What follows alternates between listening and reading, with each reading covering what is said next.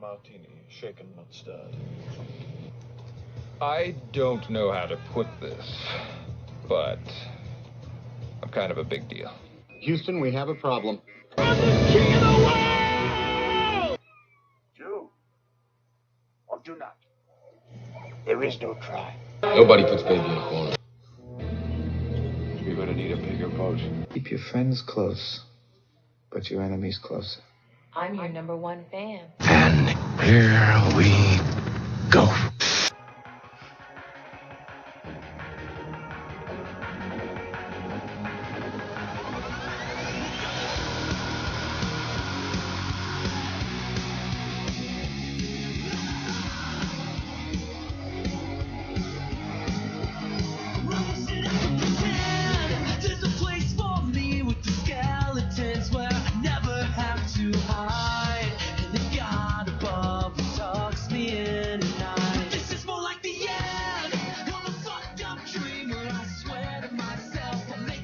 Welcome to another edition, a Christmas edition of the Cine-Men movie podcast. I'm your host today with Juan, and I'm being joined alongside the crew, the podcast crew.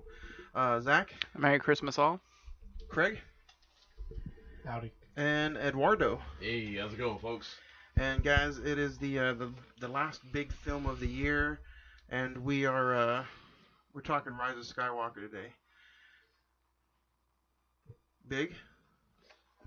Always a big movie. I mean, the end of a freaking, 42-year era now? Well, not only is it Rise of Skywalker Day, but we're just 2 days away from Christmas. Are you guys excited? Not too shabby. Whatever that means. Craig, you excited for Christmas? Yes. So, let's talk some trailers. Let's talk, we don't care if Zach's excited for Christmas. I know. Nobody cares. I don't know. Do you celebrate Christmas, Zach? I don't, no. See? I told you. Happy Hanukkah? Not even that. Happy Kwanzaa. No. Happy Hanukkah, Kwanzaa-mas? What is that? Happy Festive. For those Sure. Seinfeld. Sure. What's that Adam Sandler song? Today is Christmas Eve, if you guys watch Friends. Christmas Eve. Yeah. So, let's get right into it, guys. The Tenet. For those of you who saw Rise of Skywalker in IMAX, Zach, did you see it? I did, yes. Did you get the 10 minutes of Tenet? No, we got like 6 minutes. What? Oh, that's probably the same thing. 6 minutes. It was just like the scene? orchestra scene. Yes. Yeah. How awesome was that? Man. Are you excited? I am. Did your theater just bump? Were you sold out? Yeah, we were sold out, but everyone was kind of looking around like, what is this? Like, no one really knew what to expect from it. How about the guy? Craig, tell everybody about the guy next to you when the Tenet came on. Okay, so the guy on my left, me and Johnny we initially thought we were buying seats together because we had plans to go to another theater. Ended up going to a different theater. Thought we bought seats together. He bought seats to a theater 5 theaters down. So we had to get separate seats. But the guy on my left was sitting there, and it popped up, and he's like, "Bro, you know what this is?" I'm like, "Dude, I have no idea." He's like, "Oh yeah, it's going down." And then from there on out, I was blown away from the trailer. Did you guys see it in the IMAX? Yeah. Okay. Yeah. Night 1 was IMAX. Night 2 was Capri at Harkins. Night 3 was standard at the Warren. And then night 4 tonight is somewhere. No. Oh, are we? Okay, I'm down. So, but yeah, other than Tenet, did you guys like any other trailers that was leading on? I finally saw the full Mulan trailer. I was like, all right, it looks all right. Yeah, does it look a little bit better? Yeah, it looks better. Yeah. The Ryan Reynolds movie looks stupid. I don't understand what is that supposed to be? Yeah, it's like a something? GTA type thing, and he's a character inside the game. I wasn't a fan of it. Did you see any? I mean, the guy, that's not too bad. It's a little odd, but I mean, looks dumb as shit. We'll see. Damn. Okay. Yeah. I'm in the mood today. It's solely on Ryan Reynolds' comedy and if that bombs, then that movie's gonna bomb. But you know what? He's the same character in every movie. He's Deadpool in every movie. It's getting that way, yeah. Yeah. At least you guys agree. So. And then we saw. I'm sure you guys saw the Top Gun Maverick trailer in IMAX. Yeah. That's something I want to see that in the Dolby.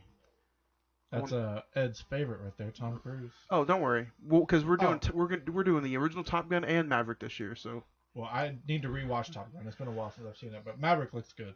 But you gotta respect at least. I mean, you gotta respect at least whenever he gets in those planes and he's doing those stunts for real. Like, that's pretty hardcore. Yeah. And then did you guys see the Black Widow trailer? Yes. What do you guys think of Black Widow? You excited or you kind of just? She's dead. I wasn't excited. Yeah.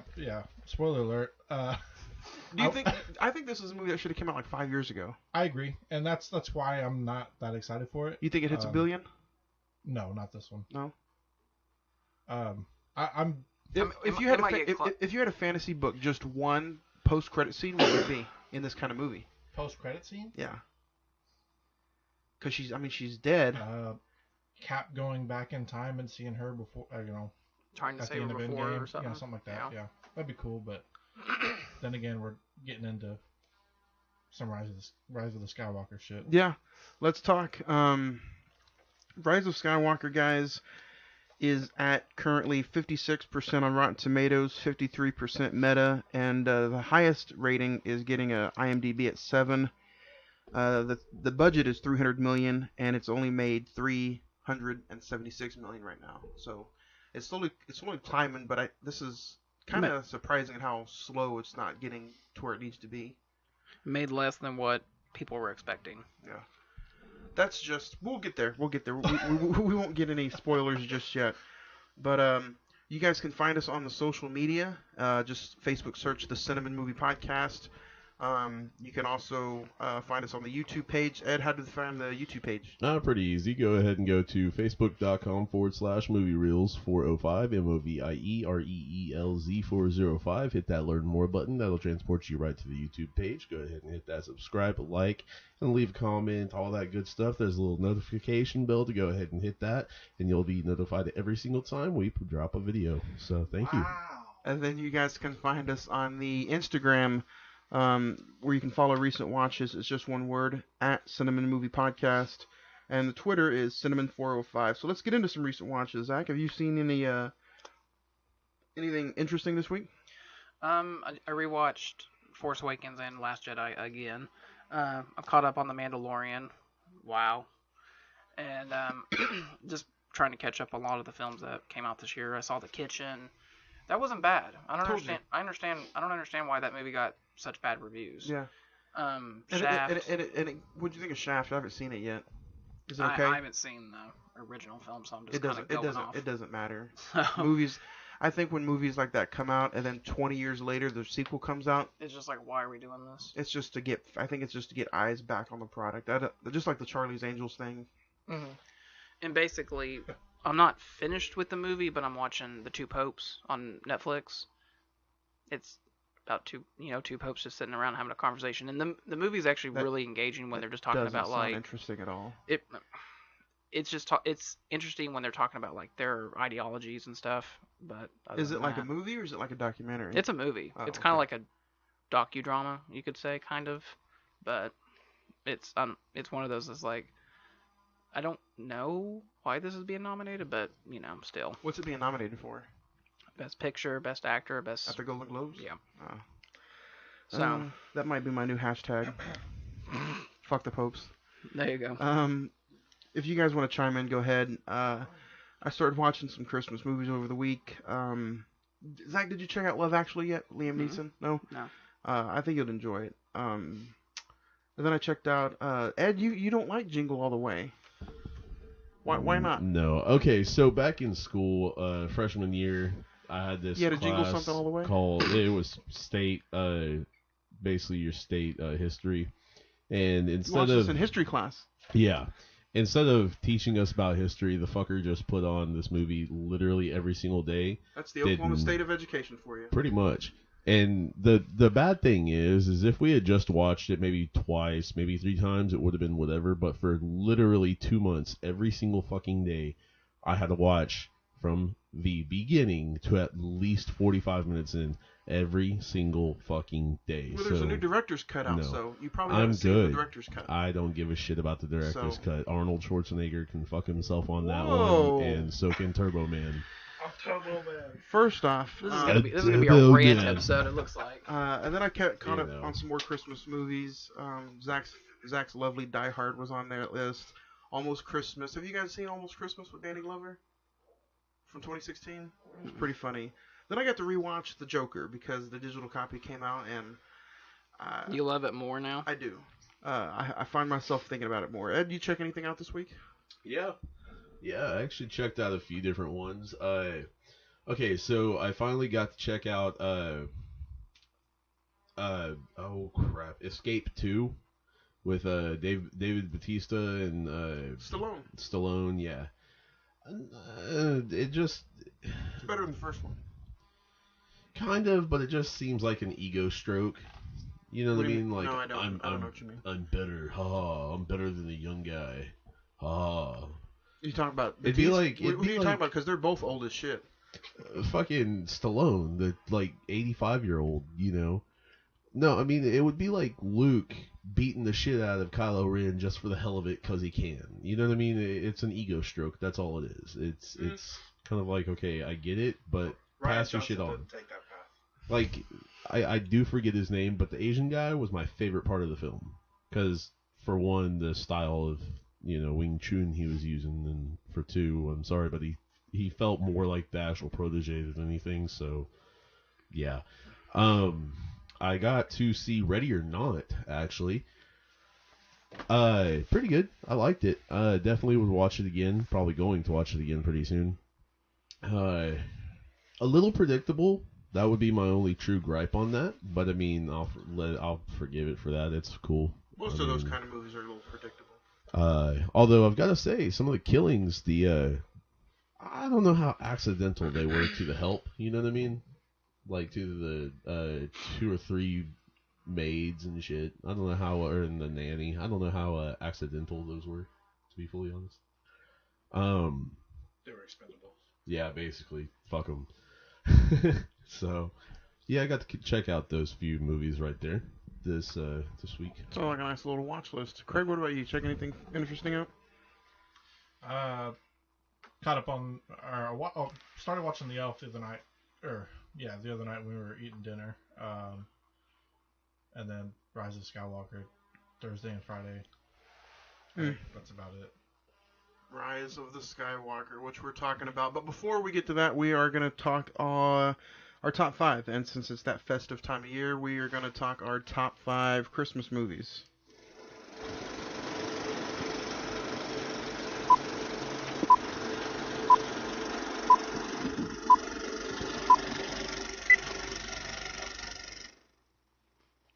And we'll go ahead and start with Zach. Anybody have any honorable mentions they want to get out of the way?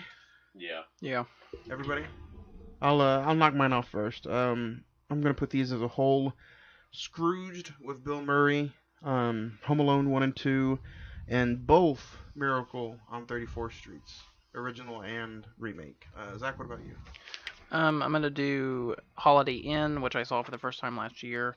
The Santa Claus, Fred Claus, and Elf is my honorable mention. The original Holiday Inn or the Queen Latifah one? The original. Okay. Craig, you have any honorable mentions? All mine are kind of honorable mentions. I don't. It's been a long time since I've seen movies, Christmas movies, like in a fashion to where I was kind of ranking them. So we'll just go off my list and we'll go from there. Okay. Ed, what about you? Got any honorable mentions? Elf, of course, and then Charlie Brown's Christmas. Yeah, those are my 2. All right. My starting off, my number 5 is going to be 4 Christmases from 2008, starring Reese Witherspoon and Vince Vaughn. Vince Vaughn in Christmas movies, I could watch him all day long. So that's my number 5. Zach, what do you got at 5? Number 5, you had in your honorable mention. I'm going to do Miracle on 34th Street, the original. The original one? From 1947. Classic film. What can you say about it? Craig, do you have a number 5? My number 5 is Muppets Christmas. Muppets Christmas.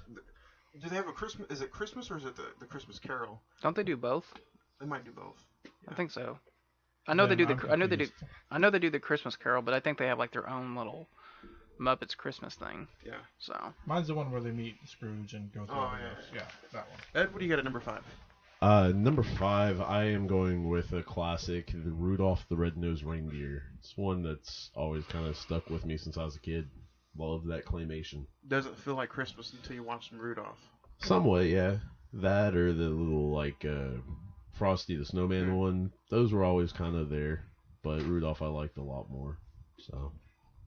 Number 4 for me is going to be, we did a whole episode on it just a few weeks ago. It's a Wonderful Life from 1946, starring Jimmy Stewart, Donna Reed. So go check out that episode from just a few weeks ago in the archives on Spotify, Podbean, and I believe it's on YouTube. Zach, what do you got at number 4? Number 4 is a film that I actually just thought of this past weekend, and like I haven't got to rewatch it yet, but I'm gonna do it probably tonight or tomorrow. Jack Frost from 1998 with Michael Keaton. Oh yeah. He comes back as the Snowman. Yeah.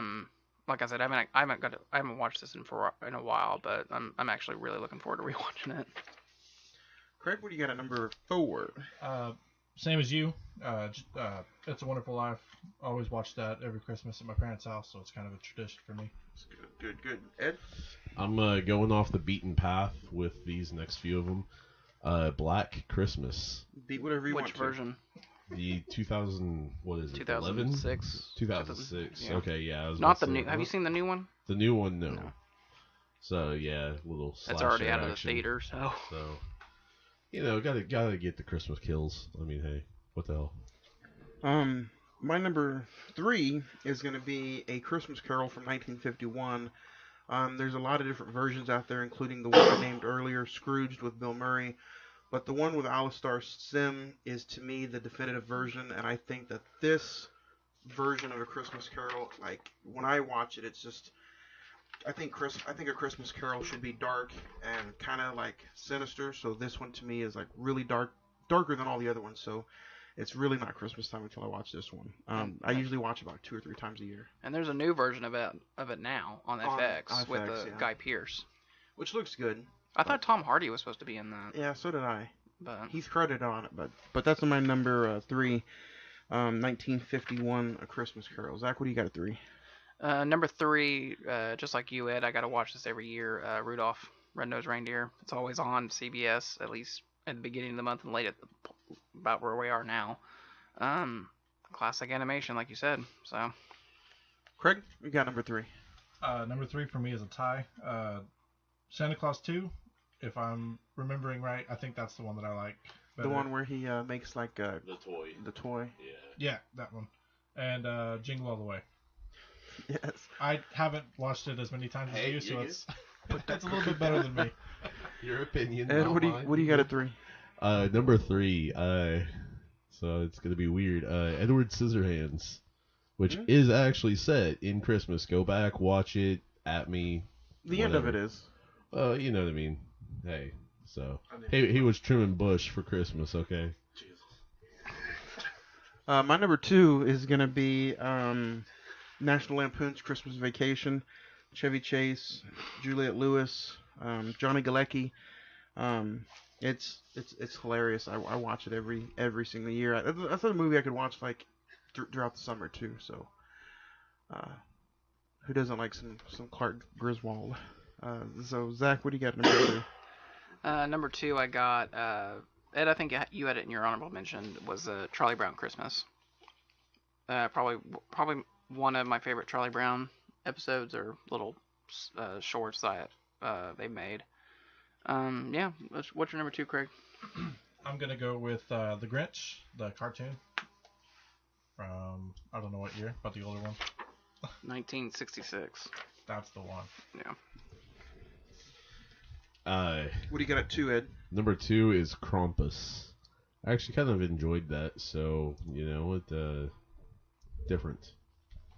Yeah, and plus I liked learning about the legend. That was actually pretty cool.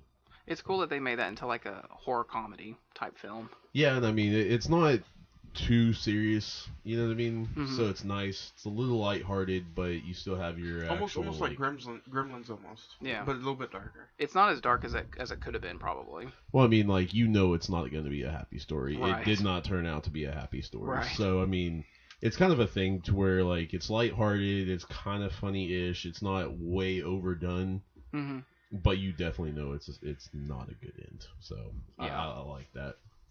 Everybody in my family hates this movie, and it's because I play it the entire Christmas Eve night, the entire morning while breakfast is being cooked, and the entire morning while presents are being opened. And it's A Christmas Story from 1983. Like, it's something that's it's being played every single day for like the entire 24 hours straight. Like, if it's not on TNT that we're watching it or TBS, then I'll pop in the Blu-ray. So, Zach, what do you got at 1? Number 1, Craig, you had it. Your number 2. It's actually a tie for me. I have The Grinch, the classic cartoon, and the Jim Carrey version. I've watched the cartoon already. I need to watch the Jim Carrey one. I have seen the one that came out last year. I've only seen it like once, so I mean, I haven't had really a chance to enjoy it. The Benedict Cumberbatch one? Yeah. It's pretty funny. I didn't even know that came out. Yeah. Johnny, your number 1 is overrated, in Yeah. my opinion. Yeah. But my number 1, went to the movies and saw it with my family, and I was young whenever it came out, but I remember not actually enjoying it when I first time I saw it, but over the years it's grown on me. My number 1 is Elf. Elf. My number 1 is, if I'm not mistaken, from 96 or 98, but I've already watched it twice. The Santa Claus with Tim Allen, classic movie for me. That one is 1 and 2 yeah, 1 and 2 are pretty good. 3 is a little shaky, but I mean, I guess. But yeah, number 1, I always thought that like Charlie was lucky as hell, and now like I always feel like he's a brat. But I rewatch that almost every year too. But you know what's funny is like back in the day, and even still kind of now, I guess, like how much do the two, Tim Allen and Disney, have to owe to both of each other? Like they're almost like 1 and 1. Like the entire time Home Improvement was on top. Like ABC was still owned by Disney, and same thing with Toy Story 1 through 4 and all the Santa Claus movies. Like it's really hard if you sit there and notice like how much of a payday Tim Allen's really got from Disney. Contributed quite a bit to a lot of 80s and 90s things. So whether sitcoms, movies, even some of the DUI problems he had back in the 90s, like they covered up like a bunch of stuff just to keep him on Home Improvement. Like, well, I mean, and he's still getting a paycheck with Last Man Standing. Yeah, that's still going. Yeah, the new season starts in February, I think. Yeah. So and that got picked up by Fox now, right? Mm-hmm. Yeah. Which I guess I think Disney owns Fox, so still getting checks from Disney. He's just an enjoyable actor. Yeah. He never really gets old. He always. You know what's a movie that's underrated is Wild Hogs with John Travolta and Tim Allen. Yeah. Like that movie is hilarious, and I don't think it gets talked about enough. It's not really one that you would be like, hey, let's watch Wild Hogs. But if it's on, you kind of sit there and you watch it, and you always end up enjoying it. What was the other one? I know who's in it. Is it Martin Lawrence, Tim Allen, John Travolta, and I don't know the fourth one. William H. Macy. There you go. Yeah. But guys, I think it's time to just sit back, and it's finally time to talk Rise of Skywalker.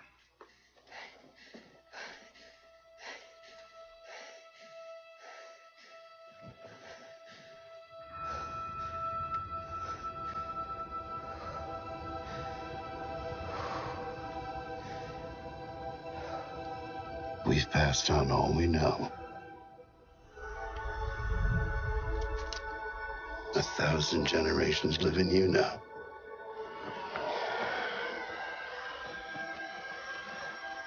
But this is your fight.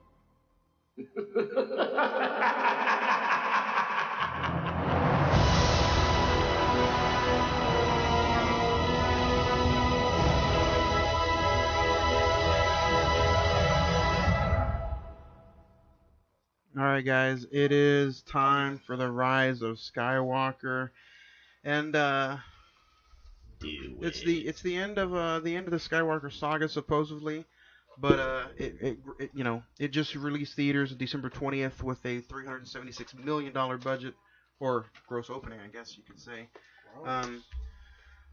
It is gross. No, but let's start with you, Zach. What was your first thoughts? If you've seen it more than once, go for it. But on your first thoughts, what did you first think when the credits start hitting? When the credits hit, I was kind of amazed by it. I mean, I really thought that the film did a very good job of not only wrapping up this whole entire series, but also kind of paying respect to the original films as well. After walking out, there were just kind of like little, not problems, just like nitpicking it a little bit here and there, but overall, I thought it was a really good experience. Craig, if you saw it a second time, then did you have the same thoughts going in? But what did you think after the first time you seen it? First time, I mean, everybody, the first time you see a Star Wars movie, that scroll hits and you're just like, this is it. I finally get to enjoy a new adventure. So first time, it's just, God, this movie has so much to take in. It's kind of just one after another, and you're just trying to take in as much information as you can, so you just enjoy it the best you can. But the second time, I was able to really kind of dial in and pick out the smaller details. Mm-hmm. Ed?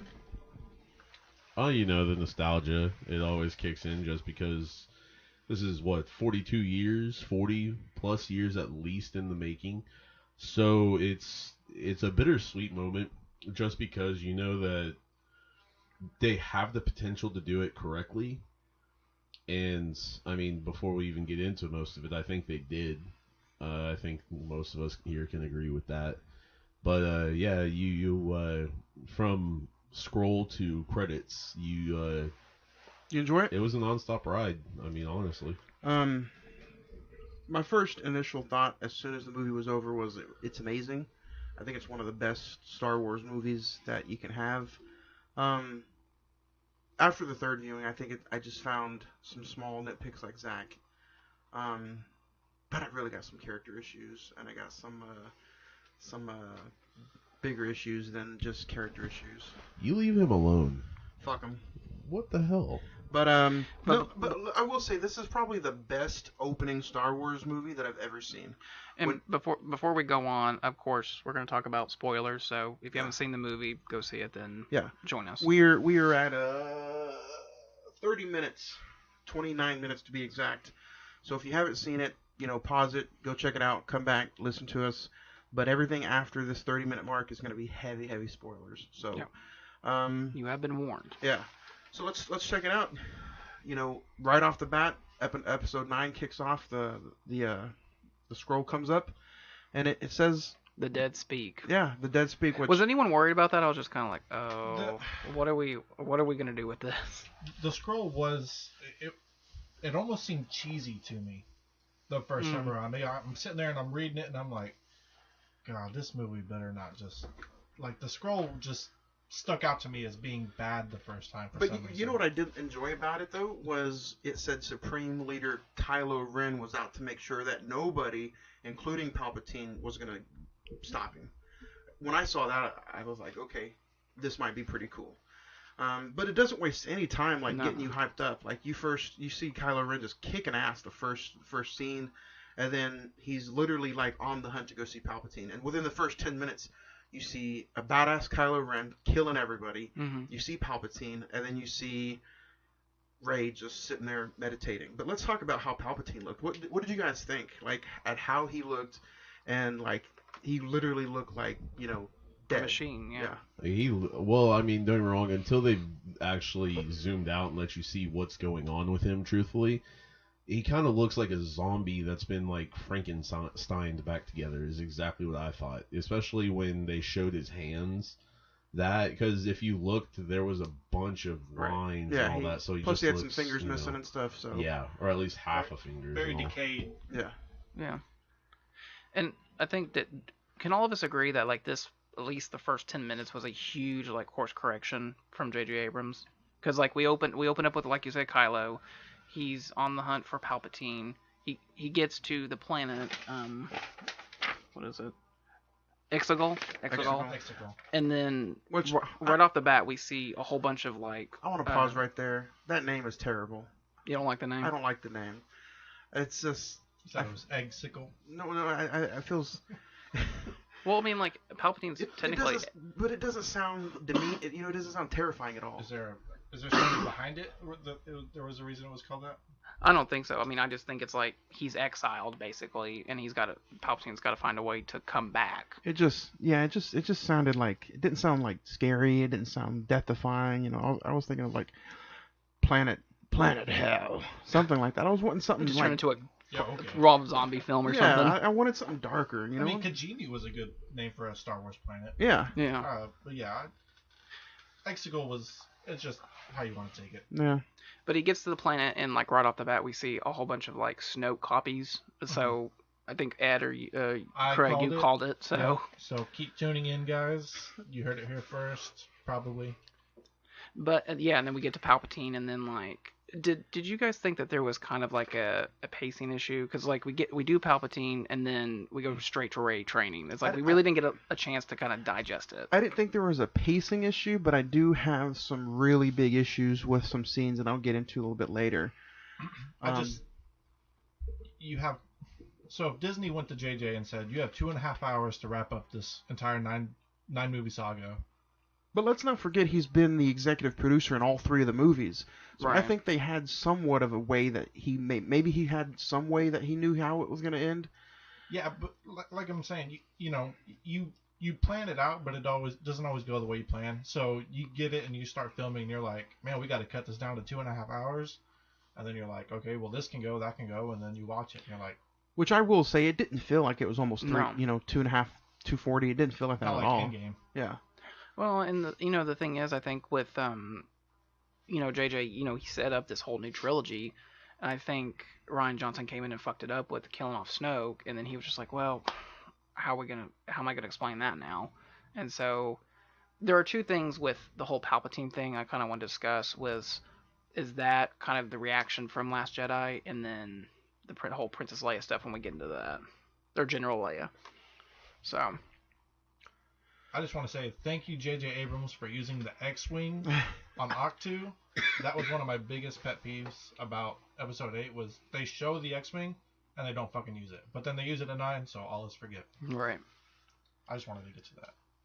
You think there was too much of that in this movie, as far as J.J. Abrams just... throwing it back. I'm just going to like hurry up and fix everything and make sure my fans are pleased instead of just trying to make a little bit better of a movie? Well, like I said, I was gonna do you guys think it was just a huge course correction? And then it was.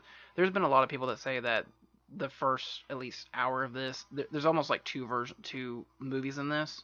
It was kind of like JJ did like his version of Episode 8 and then did Episode 9 all in one. Part 1 correction. Part 2 finale. Yeah. Mm-hmm. I can see that. I think he was just worried about pleasing the Last Jedi fans, like the haters. Ed, what do you think? Speak up anytime. Well, I mean, I do think part of it was like that. However, like soothing fans and all that, trying to bring him back. Because literally, I've seen interviews where he's going, yeah, they're all right about this, they're all right about that, and I guess this is where we pretty much messed up and all. And that's coming from J.J. Abrams himself in these interviews. However, I mean, some of it... Because, I mean, you look at his Star Trek movies are just smooth, and you can feel what's about to happen. These last 3 Star Wars movies, I was talking to Ed earlier, 7, 8, and 9, they all feel like, they're not a part of a trilogy. They just feel like they're separate movies in general. Like, Force Awakens is its own movie. Last Jedi didn't even feel like it's a sequel. And then Rise of Skywalker is like, let's jerk off the Last Jedi haters. Well, like I was telling you, 7 and 8 do feel like pieces, like Kylo Ren's helmet, mask, whatever you want to call it.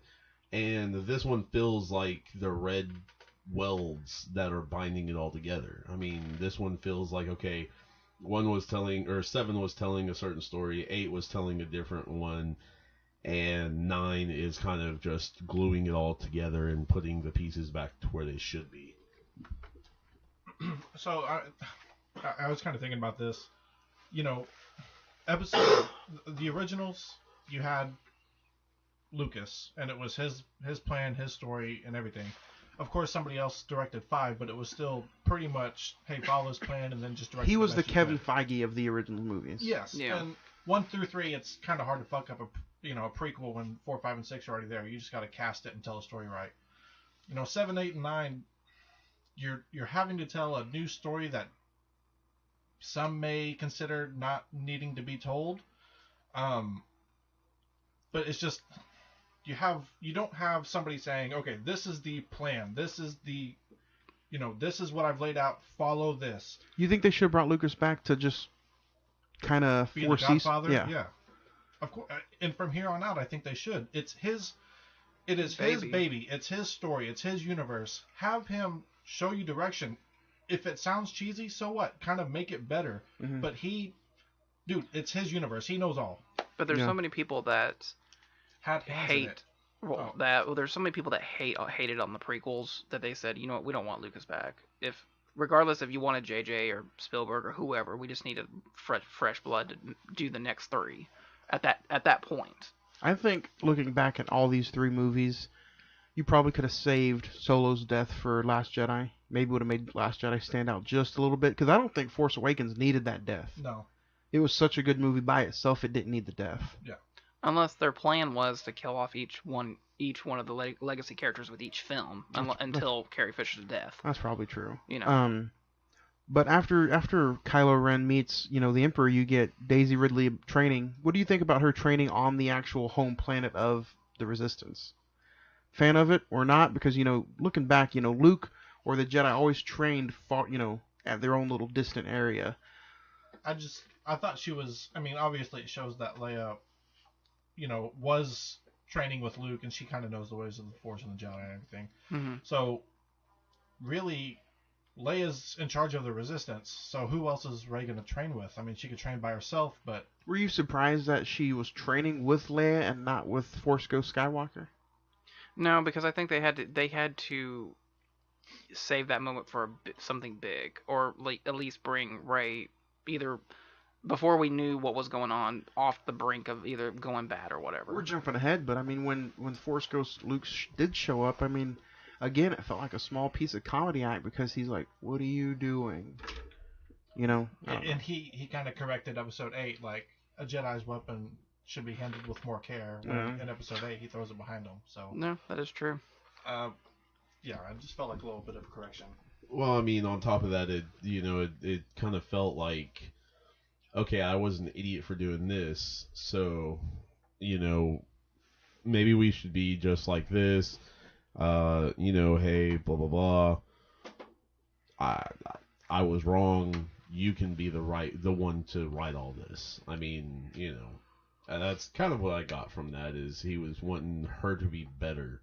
Kind of like what Alec Guinness's Obi-Wan wanted Luke to be, but Luke, my friends need me, and charted off before he got his full training with Yoda. So, kind of the same-ish deals. And then it doesn't waste any time. You get some scenes with Poe and Finn. Poe. I didn't like how Poe automatically starts saying, there's a message from the Emperor, and unfortunately Palpatine is back. How did you guys feel? You think it should have been Leia maybe talking to everybody instead of just Poe just directing traffic? And well, the only big thing I have with that is that how the hell does he know what the Emperor sounds like? You know what I mean? That's the only big issue with that, because this supposedly is 30 years after the war ended. I don't know the fucking timeline. So how does he know? I feel like they would have gone with Leia, but since she had passed, they didn't have her to actually do those lines, so they had to kind of improvise and use Poe.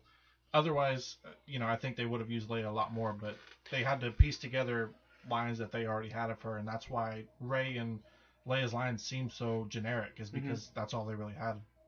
Well, I was gonna ask for a roundtable discussion. Do you think that her, obviously it was it's sad the situation that we have, but do you think that her Carrie Fisher's scenes are kind of shoehorned in, or do you think that they're kind of strategically placed where they needed to be in the situation? I think they were probably shoehorned in a little bit, probably, yeah, like Craig said. Well, like the scene where Rey and Leia are talking about the sabers, that was just felt like that should have been in Force Awakens. It is probably a deleted scene that they just put in this one. Which you could go back and check out the deleted scenes from A Force Awakens and probably do your comparison and contraction to it. I would even argue that could have been in the Last Jedi, just because we didn't get that place just yet in Force Awakens. On top of that, like, okay, I feel Anakin's lightsaber would more call to her than Leia's, just because that has Luke's? Well, that one is supposed. It's weird because it's the exact same one, at least from Luke, because he lost it in Cloud City. That was supposedly Anakin's that Obi-Wan had for years. So technically, it was Anakin's back from like the third movie that he picked up from their duel. But he lost in Cloud City. Right, but Maz Kanata. That truly wasn't always answered, but Maz Kanata is the one who said she found it and stored it away, and it called out to Rey eventually after a while. But, it would make more sense with that connection than with Leia's. Because, at that time, she heard of Leia, but she didn't really fucking know, like, oh, this is like, it wasn't the mother figure yet. To where, like, with Han, it was more the father figure because they spent a bit more time together on the Falcon. He was kind of handing the lead ropes to her. Right. In a sense. So I kind of pieced it all together. You saying it was Anakin's lightsaber. So the lightsaber calling, I'm kind of going to jump around a little bit. The lightsaber calling to Rey in Episode 7 was essentially Anakin getting a hold of Rey, knowing who she was, in order to kill Palpatine, which he wasn't able to accomplish in 6. Pretty much. Boom. Technically, so are we at that point where we're just kind of letting everything hang out, or are we still going on? I'm still going on some scenes, like... Yeah. Okay. Yeah. Do you want to go through the plot and then kind of turn back? Gotcha. Yeah. But don't get me wrong, I do think that it was really cool because it Leia's lightsaber kind of reminded me a little bit of like Luke. The old Luke. Yeah, the older Luke one, and even a little bit of like not necessarily Qui-Gon's, but Obi-Wan's. That's the mix I was getting. Yeah. What do you guys think of finally arriving on the New Orleans little planet there, the Party Galaxy fucking planet, where I don't know what those things are called or what they are, but they're some ugly little son of bitches. Hey, they were down to party. That's all they were doing. But they finally find Lando, and Billy D shows up on the screen for the first time in like decades. Yeah. He's still a handsome son of a bitch, though. I'll tell you that much. I kind of you touched on that later in the story. Yeah. So yeah. What do you guys think? Do you guys think he's one of those actors and characters that you're like, they just brought him back for nostalgia acts, maybe to please some fans because he wasn't in the other two, or do you think he should have been just left out? I think he was just there to help kind of carry some of the weight that the original cast wasn't there to help carry. At that point, Luke's kind of written out. You can't really do much with Luke. Leia's lines are limited, so you kind of almost had to bring in somebody to help kind of carry that Star Wars weight. And Chewie's lines are truly limited too, so there's that. To us. Yeah. Yeah, I thought it was okay. I did like the scene leading up to where her and Kylo meet on that planet. Yeah. Where she does the backflip. Mm-hmm. Did you guys think Chewie died right when that ship went down? No. No? No, I did not. Initially, I did. I was hoping for it. Damn. Initially, I did, just because I thought that they were going to go, like, it's Episode 9, it's supposedly the end of the Skywalker saga. Right. Kind of like Endgame. Nothing's held back at this point. Yeah. Everybody's expendable. That's another issue I had with the movie. Like, roll your fucking dice out there. Like, after the second, third view, I'm like, kill some motherfuckers off. You know, whether it be Poe, whether it be Finn, whether it be Chewie. You know, it's the end. Make it feel like the end. It didn't feel like the end at all to me during this movie. Well, part of the reason I say that is the ship was totally different. Because when Finn... They were both the two same ships. One had the Knights of Ren on it, then the other ones had the Stormtroopers and Chewie on it. Right, but they actually attacked the one with the Stormtroopers. But see, don't get me wrong, there were But it doesn't ships. show you two different ships. It doesn't show you. But, it does when they're loading Chewie. Yes. And then the one that they were forced tug of warring was a whole different ship. It was a different ship. It was a lot bigger of a ship.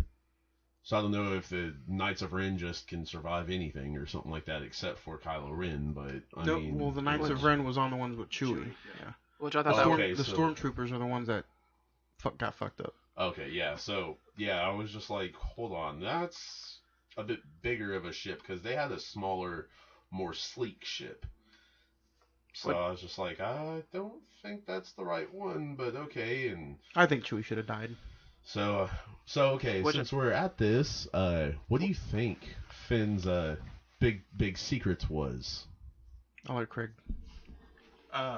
This is not 100% true, and to my knowledge, but what I've read is that after the premiere viewing, with all the cast and directors and producers and everything, they had a fan meet and greet, and some of the fans had asked JJ what his big secret was. And JJ had told them that his secret was that he was force sensitive. And so I kind of told Johnny that maybe that's why he had all those feelings, that he was, you know, the light side was calling to him, and that's why he got out of the Stormtrooper and everything. So do you think that was just put in place, like you guys had an issue with the little kid at the end of Last Jedi having the Force and bringing the broom to him? Do you think that was just put in place so, you know, JJ's like, oh, everybody can be Force sensitive. The Stormtroopers, the ones who quit the Resistance, they can all be Force, you know, touched by the Force. Like at the end of the day, I don't want to see a random ass Stormtrooper be Force sensitive. Like this is the whole issue. Like I had an issue with Finn in Last Jedi.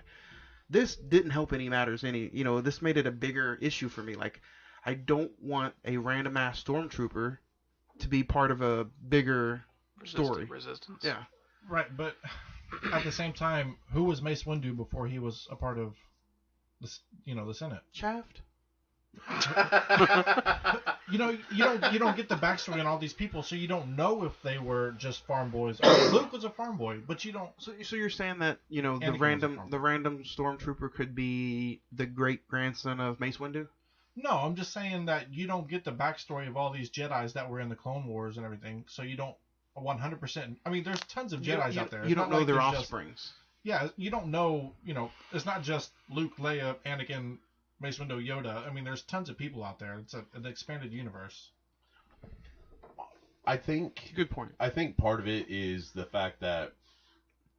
Okay, so in the prequels, it's a midichlorian thing and all that, but in these new sequels, it's more like a religion, is what J.J. Abrams is kind of going off of interpreting it all. That just made it worse for me. I get that, but this is kind of more like believing isn't seeing, or seeing isn't believing, believing is seeing. So basically, when he says that he started to believe, it was more of the fact that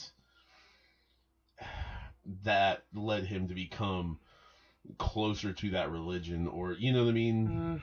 No. I mean, I just have an issue with you know, them doing things just to do things. If this is supposed to be the end, don't open up a whole new fucking question or issue with these characters that you're not going to try to use anymore. Money. What do you mean? Okay, so they're keeping so many different things open because I understand keeping things open, but with a character like Finn, who, by God all means, I wish died in The Force Awakens, does not need to be in the spot that he's in. To me, he's a character that is just a waste. And the actor, John Boyega himself, throughout the entire movie, that's the biggest issue I had. It was corny. It was Batman and Robin like, and I'm no. Yes, it was so corny. What about the issue with him and Rose? Don't tell me you enjoyed those. That part. We're talking about Last Jedi, right? No, we're talking about the interaction between him and Rose. But Rose is so cut back in this film. Like, I'm kind of surprised they even brought her back. Exactly. But the interaction that they had with, even in Rise of Skywalker, the interaction that there was in there was not needed. Like, right. She doesn't need screen time. This movie could have easily been 2 hours and 10 minutes without that scene, or without any of those scenes. You got to give her some time. She was big time in Last Jedi. Kill her off. I wish they would have. Yeah, thank you. I wish she would have died. You know what fixes this problem? Both of them dying in The Last Jedi. Boom. Whenever she crashes into him. Yeah, that would have fixed everything. I would have been happy. Thanks. Zach, what do you think? That's Johnny's rant of the episode. No, there's more. I mean, don't get me wrong. I thought they were bringing on the new. I forget what her name is, but the new the other stormtrooper that left. Right. Yeah. I thought they were bringing on that for a love connection and all that. But I mean, to me, they're just leaving different things open so down the road they could be like, exactly. Well, that's the biggest issue I have with the movie. Just like I had with Toy Story 4. Let's leave small plot holes open for a Disney Plus series or another spin-off movie. That's not Star Wars' fault. That's Disney's fault. Exactly. And like I said last week, the biggest Disney has been the best thing and the worst thing for both Star Wars and Marvel. You're always going to get really good movies, but you're never going to get good movies that take chances. Exactly. I kind of feel the opposite from some of you guys. A lot of people out there feel like this movie reimbursed and helped out Last Jedi. I feel like it just ruined it for me. In some spots, yes, and some spots, no. Yeah. Like, I told Ed earlier, I could have dealt... This movie would have been epic for me without some of the fighting scenes. Last week, you guys talked about a key point was you were upset because at the beginning of Last Jedi, they could breathe in space. Well, could they not breathe in... What were they doing at the end of Rise of Skywalker? They were all running on the ship and, What was that? They were in the sky. They weren't in space. Oh, come on now. They were in the sky. They said were that the ships couldn't leave the atmosphere without proper navigation. They didn't have proper navigation, therefore they are in the sky. So you're telling me these guys can just run on this ship and just, I mean, it would be like the Boston fucking Tea Party out there. It would be on like a mountain or whatever have you. The air is denser and all that, so it becomes a little bit harder. But I mean, most of them are in okay. Well, then good tell me shape, this: when Rey jumped off of the starship to get onto the Falcon and Finn helped her, they were in the sky of that planet. They were in space. I mean, well, no, they were still kind of on the planet. Okay. Finn had a mouthpiece to help him breathe. What the fuck was that? Okay, they were probably in the upper troposphere then. I mean, Look, all I said was if you want to do it, keep it consistent. That's all I said. That's true. But this one's not as consistent as you think either. No. But at the time, Rey is inside the ship. There's a field there that keeps... Okay, shake your head. Well, no, he's meaning this time that Finn had a mouth... because J.J. Abrams knows what the fuck he's doing. Well, but it's still not He knows consistent. he fucked up in the second movie, so he corrected it in the third. A lot of this is corrections to what he's been doing. Exactly. It just... But, I mean, don't get me wrong, at the same time, you can't just blame J.J. Abrams. Make the ending... This is supposed to be the one of the bigger Star Wars movies of, the last 3 films, the last 6 films, if you will, and you're trying to end the saga. Like, worry about ending the saga and not trying to please the Last Jedi haters. That's all I wish. But was that scene not epic? It was a good scene, but I feel like, everybody else flies back and Kylo Ren kind of is like standing his ground, but I thought that was epic. Yeah. I mean, everything was good that didn't have Finn in it. But in these movies, I notice all the points that you're talking about, but at the same time, I have to give it a pass a little bit. I mean, if I had... My biggest issue with the prequels was the little kid and the guy who played Anakin. I just couldn't believe him. He was unbelievable. Like, he was horrible. Exactly. He's not that bad. I feel the same way for John Boyega. No, John Boyega is not that bad. Have you seen him in, like, Detroit? He's just not believable. There's no emotion. So, I listened to some guy's view of this. They said, he said all Finn really did was run towards the camera and yell Rey. Exactly. And it kind of ruined everything. They didn't give him much to do. That's part of the problem. Yeah. He doesn't need to be there. That's why. No. Because, I mean, don't get me wrong, I will side with Johnny a little bit on that because, okay, with that part on the ships, when he was just running and saying, Rey, like, shut the fuck up. Let her fight Kylo. Like, she's doing what her part is. Shut the fuck up. Let her beat his ass, or at least try. You probably hindered her, because, I mean, don't get me wrong. In several different movies, animes, and different things like that. No, he didn't hinder her, no. Well, no. He wanted to give her the thing, hinder. But the thing is apparently not. when you have other people, no matter if they're a good fighter or not, or whatever it is, they hold back the person that's actually trying to do the big scene. So, in that, to me, and even the chick was like, okay, this is getting fucking awkward. Just let her go. Like, she's doing her thing. She made it on the skimmer. Obviously, she's a badass, so just let her do her, you know. The thing I argue against that is that if you go back to Force Awakens, Rey, after the beginning sequence of Force Awakens, when Finn kind of takes a stand and tries to kill the villagers, you know, there's almost like a sense of what am I doing? I need to bail on this.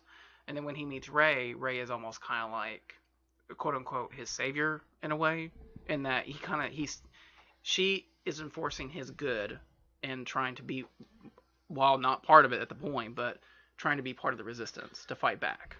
I just want to say, so if John Boyega Finn doesn't yell at Rey and say Chewie's on that ship, she's probably letting that ship go.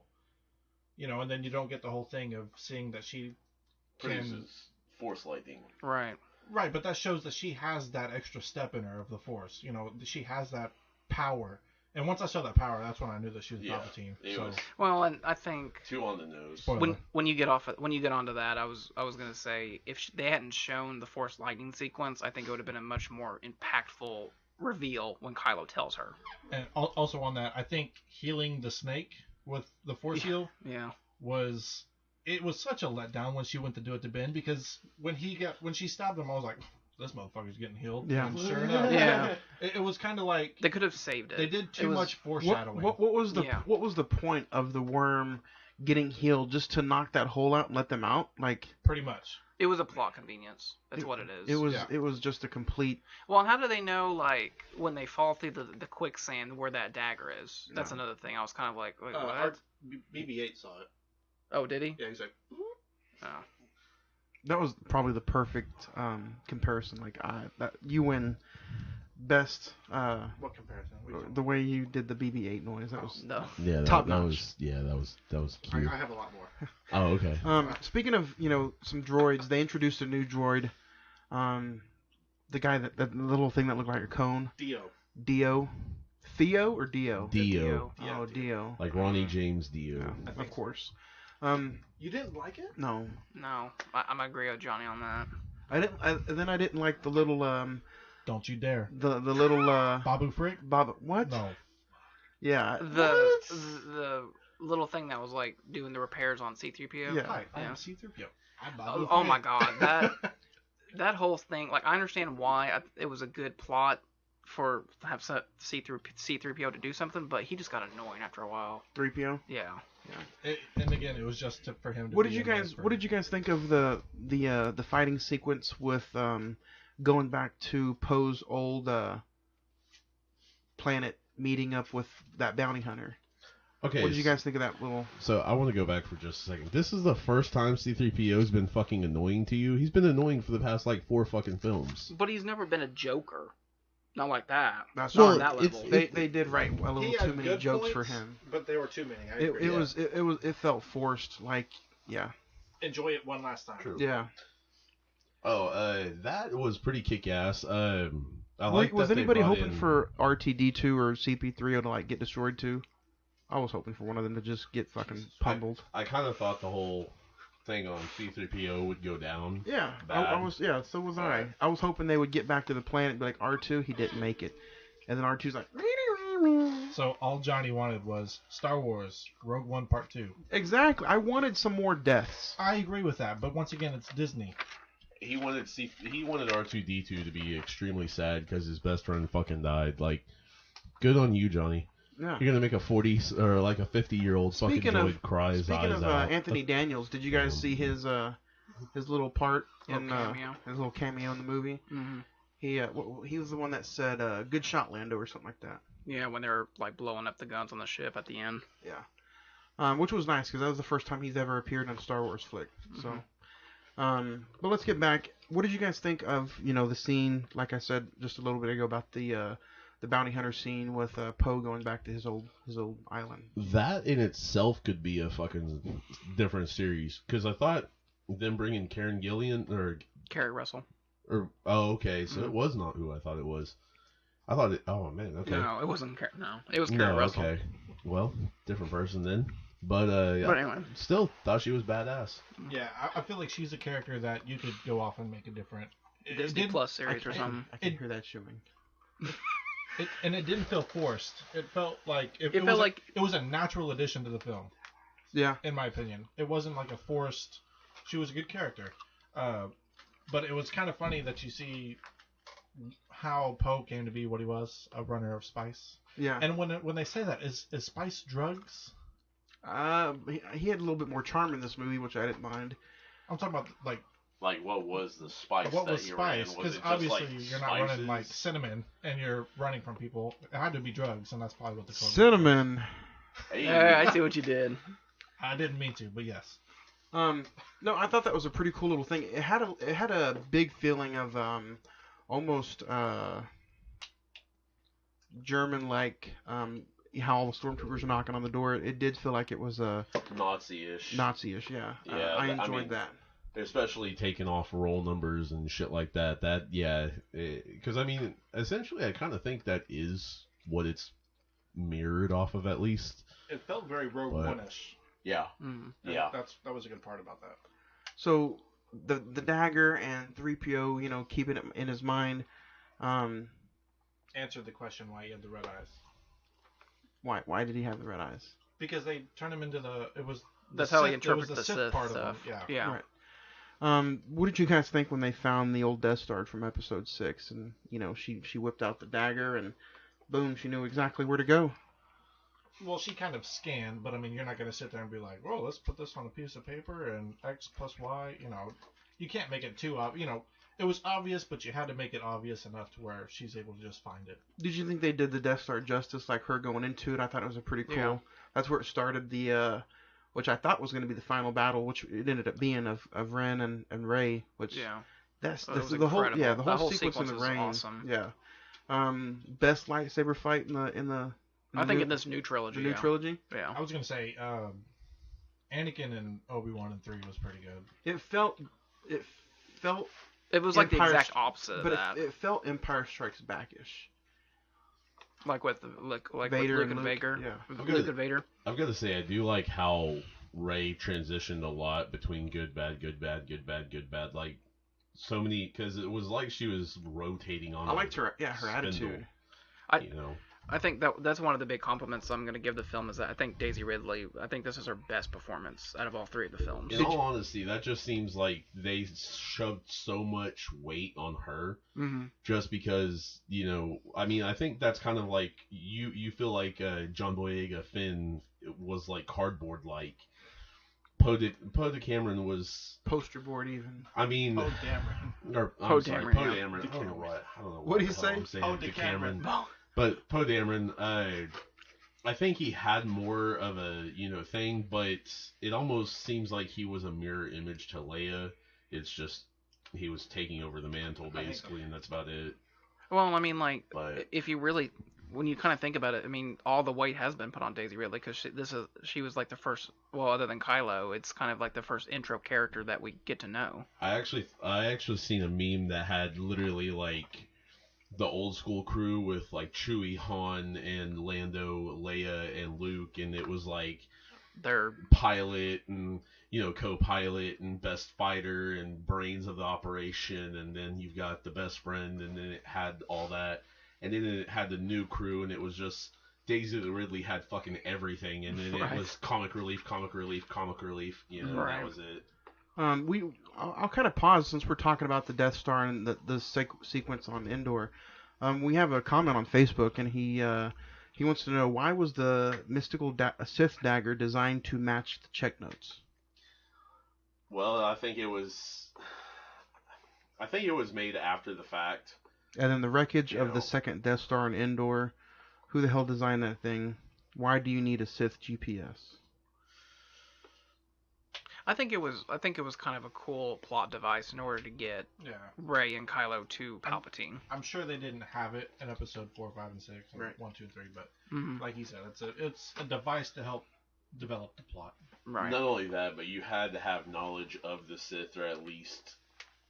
Are you guys kind of upset there was no backstory on how Palpatine went from the end of episode 6 to where he is on the little Frankenstein planet? Like who picked him up and who did this to him? Like maybe, or if they did show it, you guys probably would have been a little bit more upset because he might have just floated his way like Princess dude, Leia. don't do that. Don't do that. I'm okay with it just because like we don't. It leaves some mystery. Yeah. Not everything needs to be told. Some stuff does need to be told, but not everything needs to have a background on it. And I think that was good enough. Or, like you said, we get something that's just so terrible. Like, he floated from wherever he fell and all that. Yeah, so I didn't think it was going to happen, but let's talk about Leia's death scene. I didn't think they were going to show it on screen, but, it looks like she did what Luke did, to where she used so much of her power to talk to Ben, to where... I guess she said the word Ben. Yeah, I do have a problem with this. Okay, let's talk about it. So she does this, and she kind of just goes away, and it distracted him so much to where, boom, Rey stabs him, and he supposedly looks like he's dying. Because this is the first time that she's talked to him in all the entire this whole trilogy. Han's reached out to him, Luke's reached out to him, but this is the first time he's actually heard his mom's voice. Exactly. But leading up to her going to the bed, Maz is like, it's gonna take every ounce of her energy to reach Ben, and she says the word Ben, and then she dies. You think it was just put in there just to hurry up and kill her off the peacefully nice way that they could? Well, I hated the foreshadowing literally 15 seconds before her dying. I did not like that. I'm not gonna say that it was kind of like we got to get, that's all we got, so we got to get her out of the movie. I think it was a nice way of maybe showing a mother's love, and probably the thing that brought Kylo back, or Ben back. Well, it was essentially a rebirth, if you will. I think it was a little graceful, to be fully honest, how she did it. Maybe not, how Maz got to, say it and all that. But I mean, then again, that's showing Maz is like a fucking Yoda-ish deal kind of thing. But we're gonna see it on screen in literally 30 seconds. Yeah. Which, I mean, was really, really unnecessary 30 seconds before. But, I mean, you don't want to reveal everything.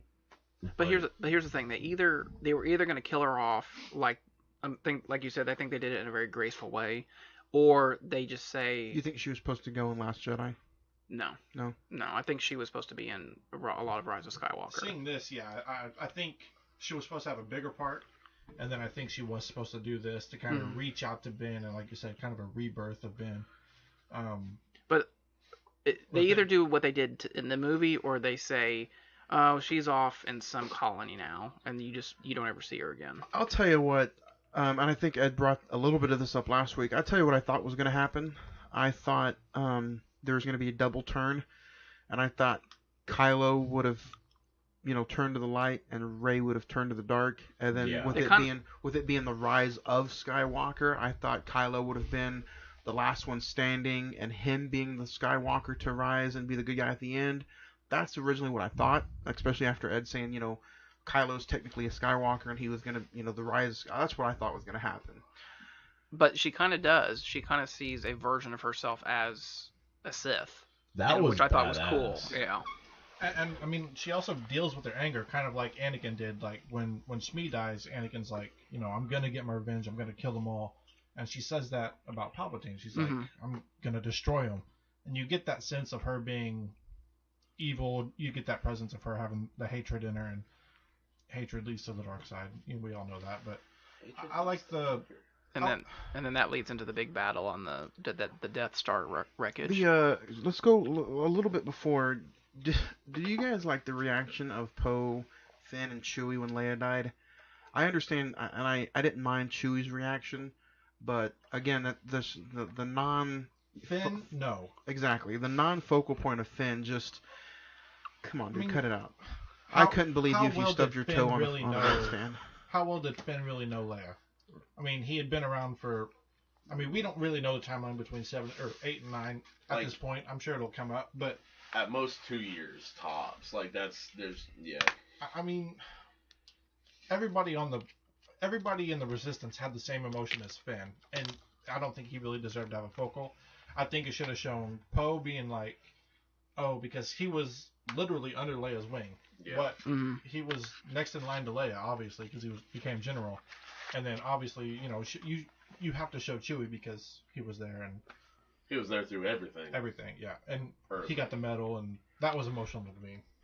Whenever he gets that. I love how they just handed that off. Like, oh, here you fucking go. Bye. Yeah. Handed what off? The medal. Oh, yeah. Yeah, they just kind of slipped that in there, just like, there you go, shove off, bye-bye. Chewie, this was for you. What did you guys think of the spy, General Hux, throughout the movie, and then I thought that was, and then the killing of, to me that felt that was very rushed. That's the corniness that I'm It's talking me. about. I'm the spy. That's the corniness I'm talking about. Yeah. well, No, and I agree like, with that. I don't think I wouldn't say General Hux was a bad character. I liked him in Force Awakens. I agree with you. I enjoyed him in both the first two movies. But then for him to say like, oh, I'm the traitor or the spy, and then like he gets killed off immediately, I'm just like. But the only reason he wants to be the spy is to make sure Kylo Ren loses. Right.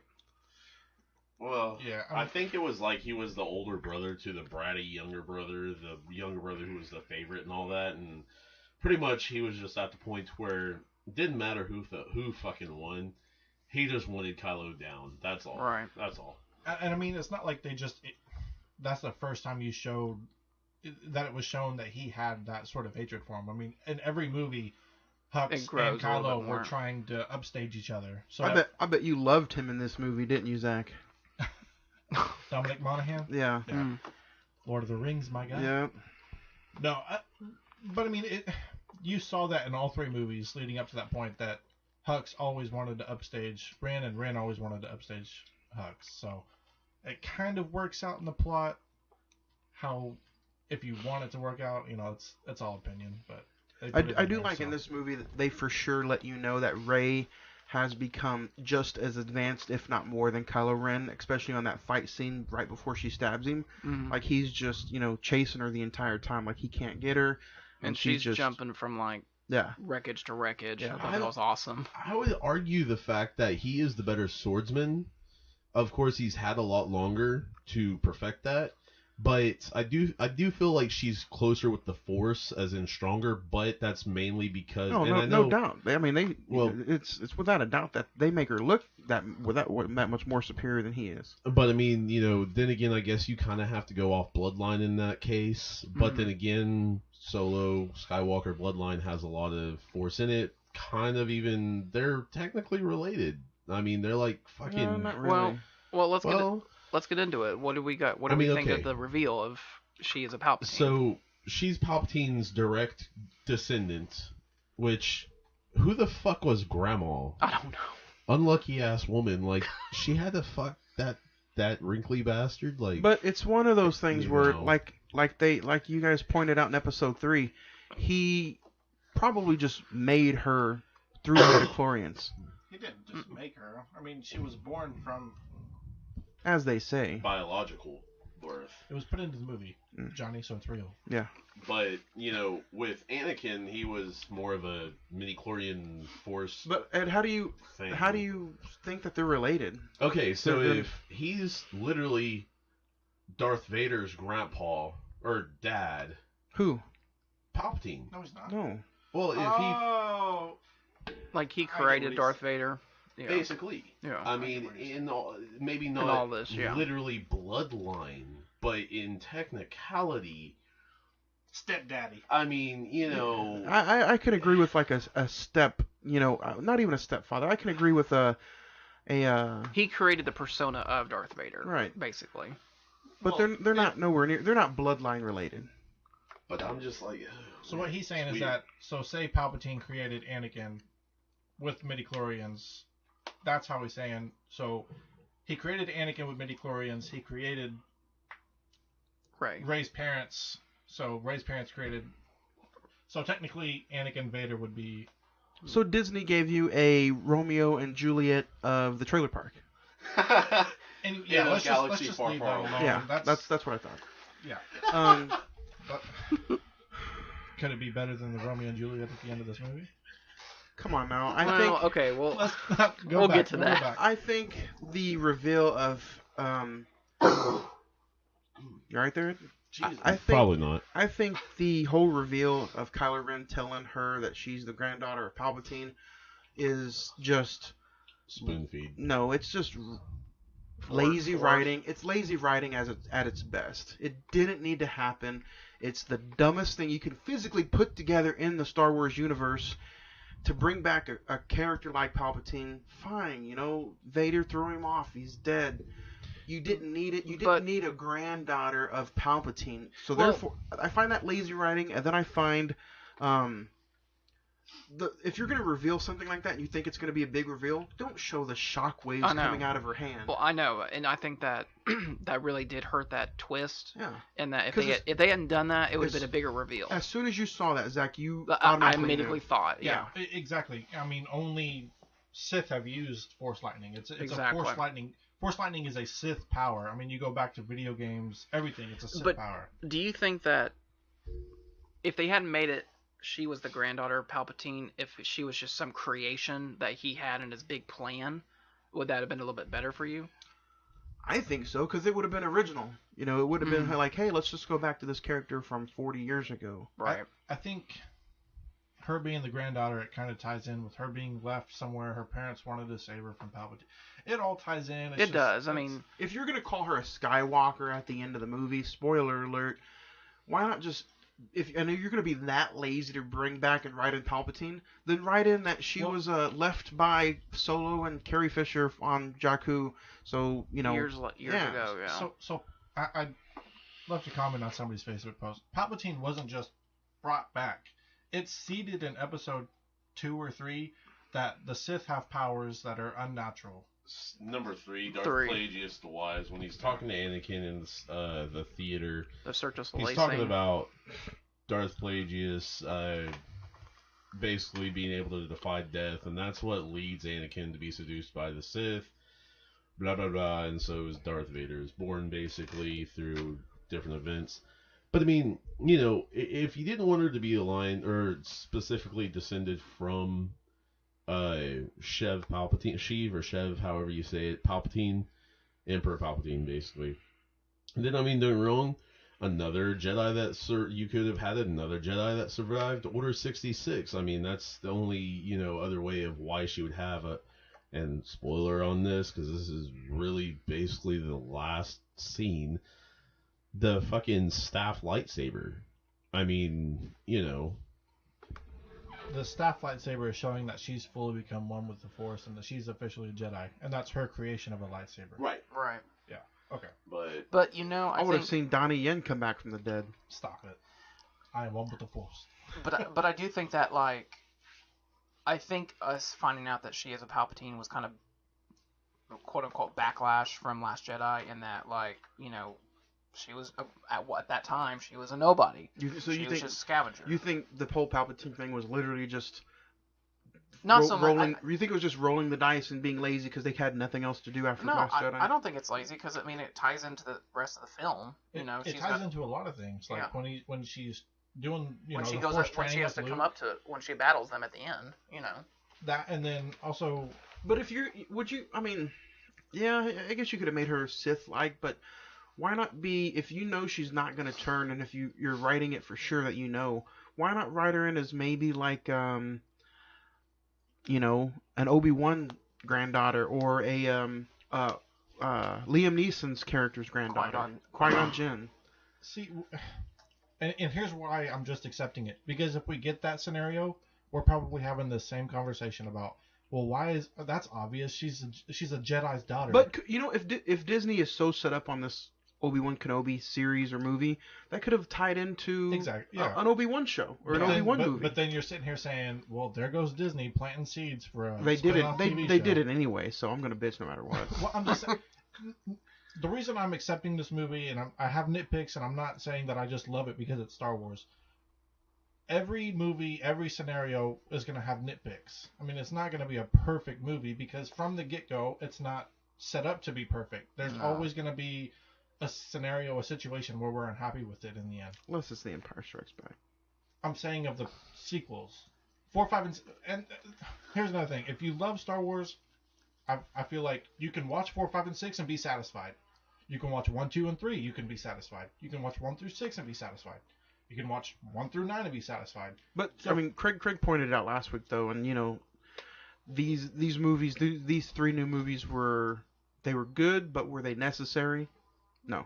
I said that to you, I think, yesterday in a Yeah. text. But yeah, they're good, but were they Well- really necessary? Well, and I think that, like, I don't think that there was a plan to start this whole thing off. I think J.J. Abrams, I think he should have done all 3 films, and then it would have been his singular vision, and then if Rian Johnson wanted to do his trilogy, that's fine. But Because it's even slated. What do you guys think for the December 23rd, 2021 release of Episode 1, Untitled? I mean, it's 2022 now. 2022? Well then, yeah, still.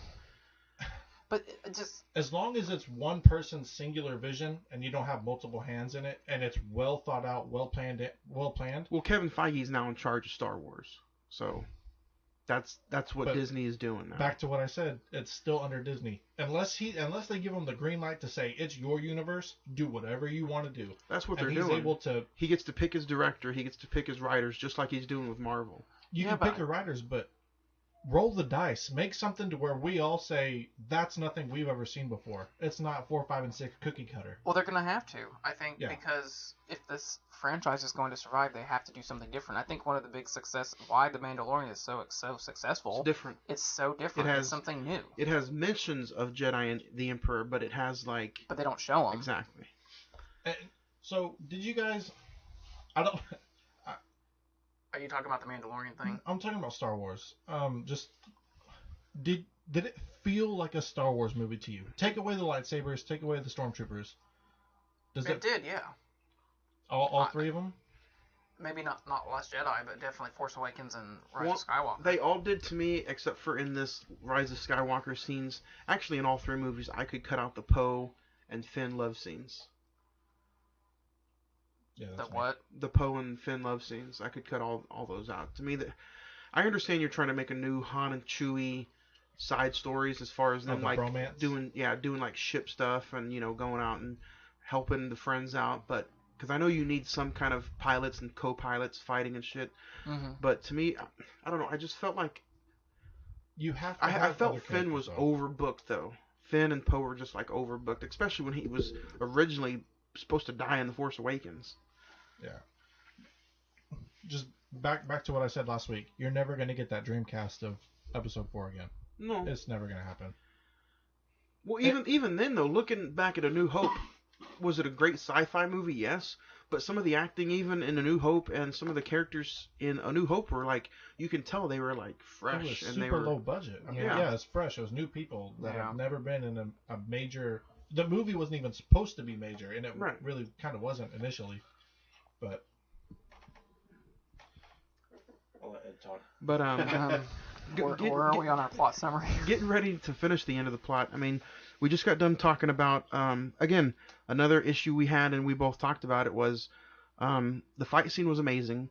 Kylo Ren gets stabbed, which you saw it coming a mile away from her helping him and healing him because of the worm thing. Mhm. What did you guys think of Harrison Ford's little cameo? I loved it. I That thought it was was pretty a cool. perfect. Yeah. I thought it was a perfect. It was Honestly, one it was of a the few- perfect send off for Yeah. Han. Honestly, Yeah. because Did it, he dies and gets flushed down to the giant space toilet, and Yeah. then that's it. I will say that this movie was good about making you laugh, making you cry, making you love it, making you hate it, Mhm. and the scene with Han was touching, and I really enjoyed that scene. And then he throws away the saber, and then he's back to being Ben Solo. Yeah. I liked it because it's initially the same thing as Episode 7. He's like, I don't know if I have the strength to do it, and Harrison Ford kind of touches his face, caresses his face, and then he's like, Did it feel like a correction of Han's death? Yeah. yes and no. I felt like, because he said it was a vision, so I feel like it's just they're using almost the exact same writing, Yeah. but it's to help, like, this is how It's- it could have went down in Episode 7. It's and interpreted it could have differently. turned Yeah. Kylo good there, but it initially furthered the evil of Kylo. So in essence, Ben is back. Old man Ben?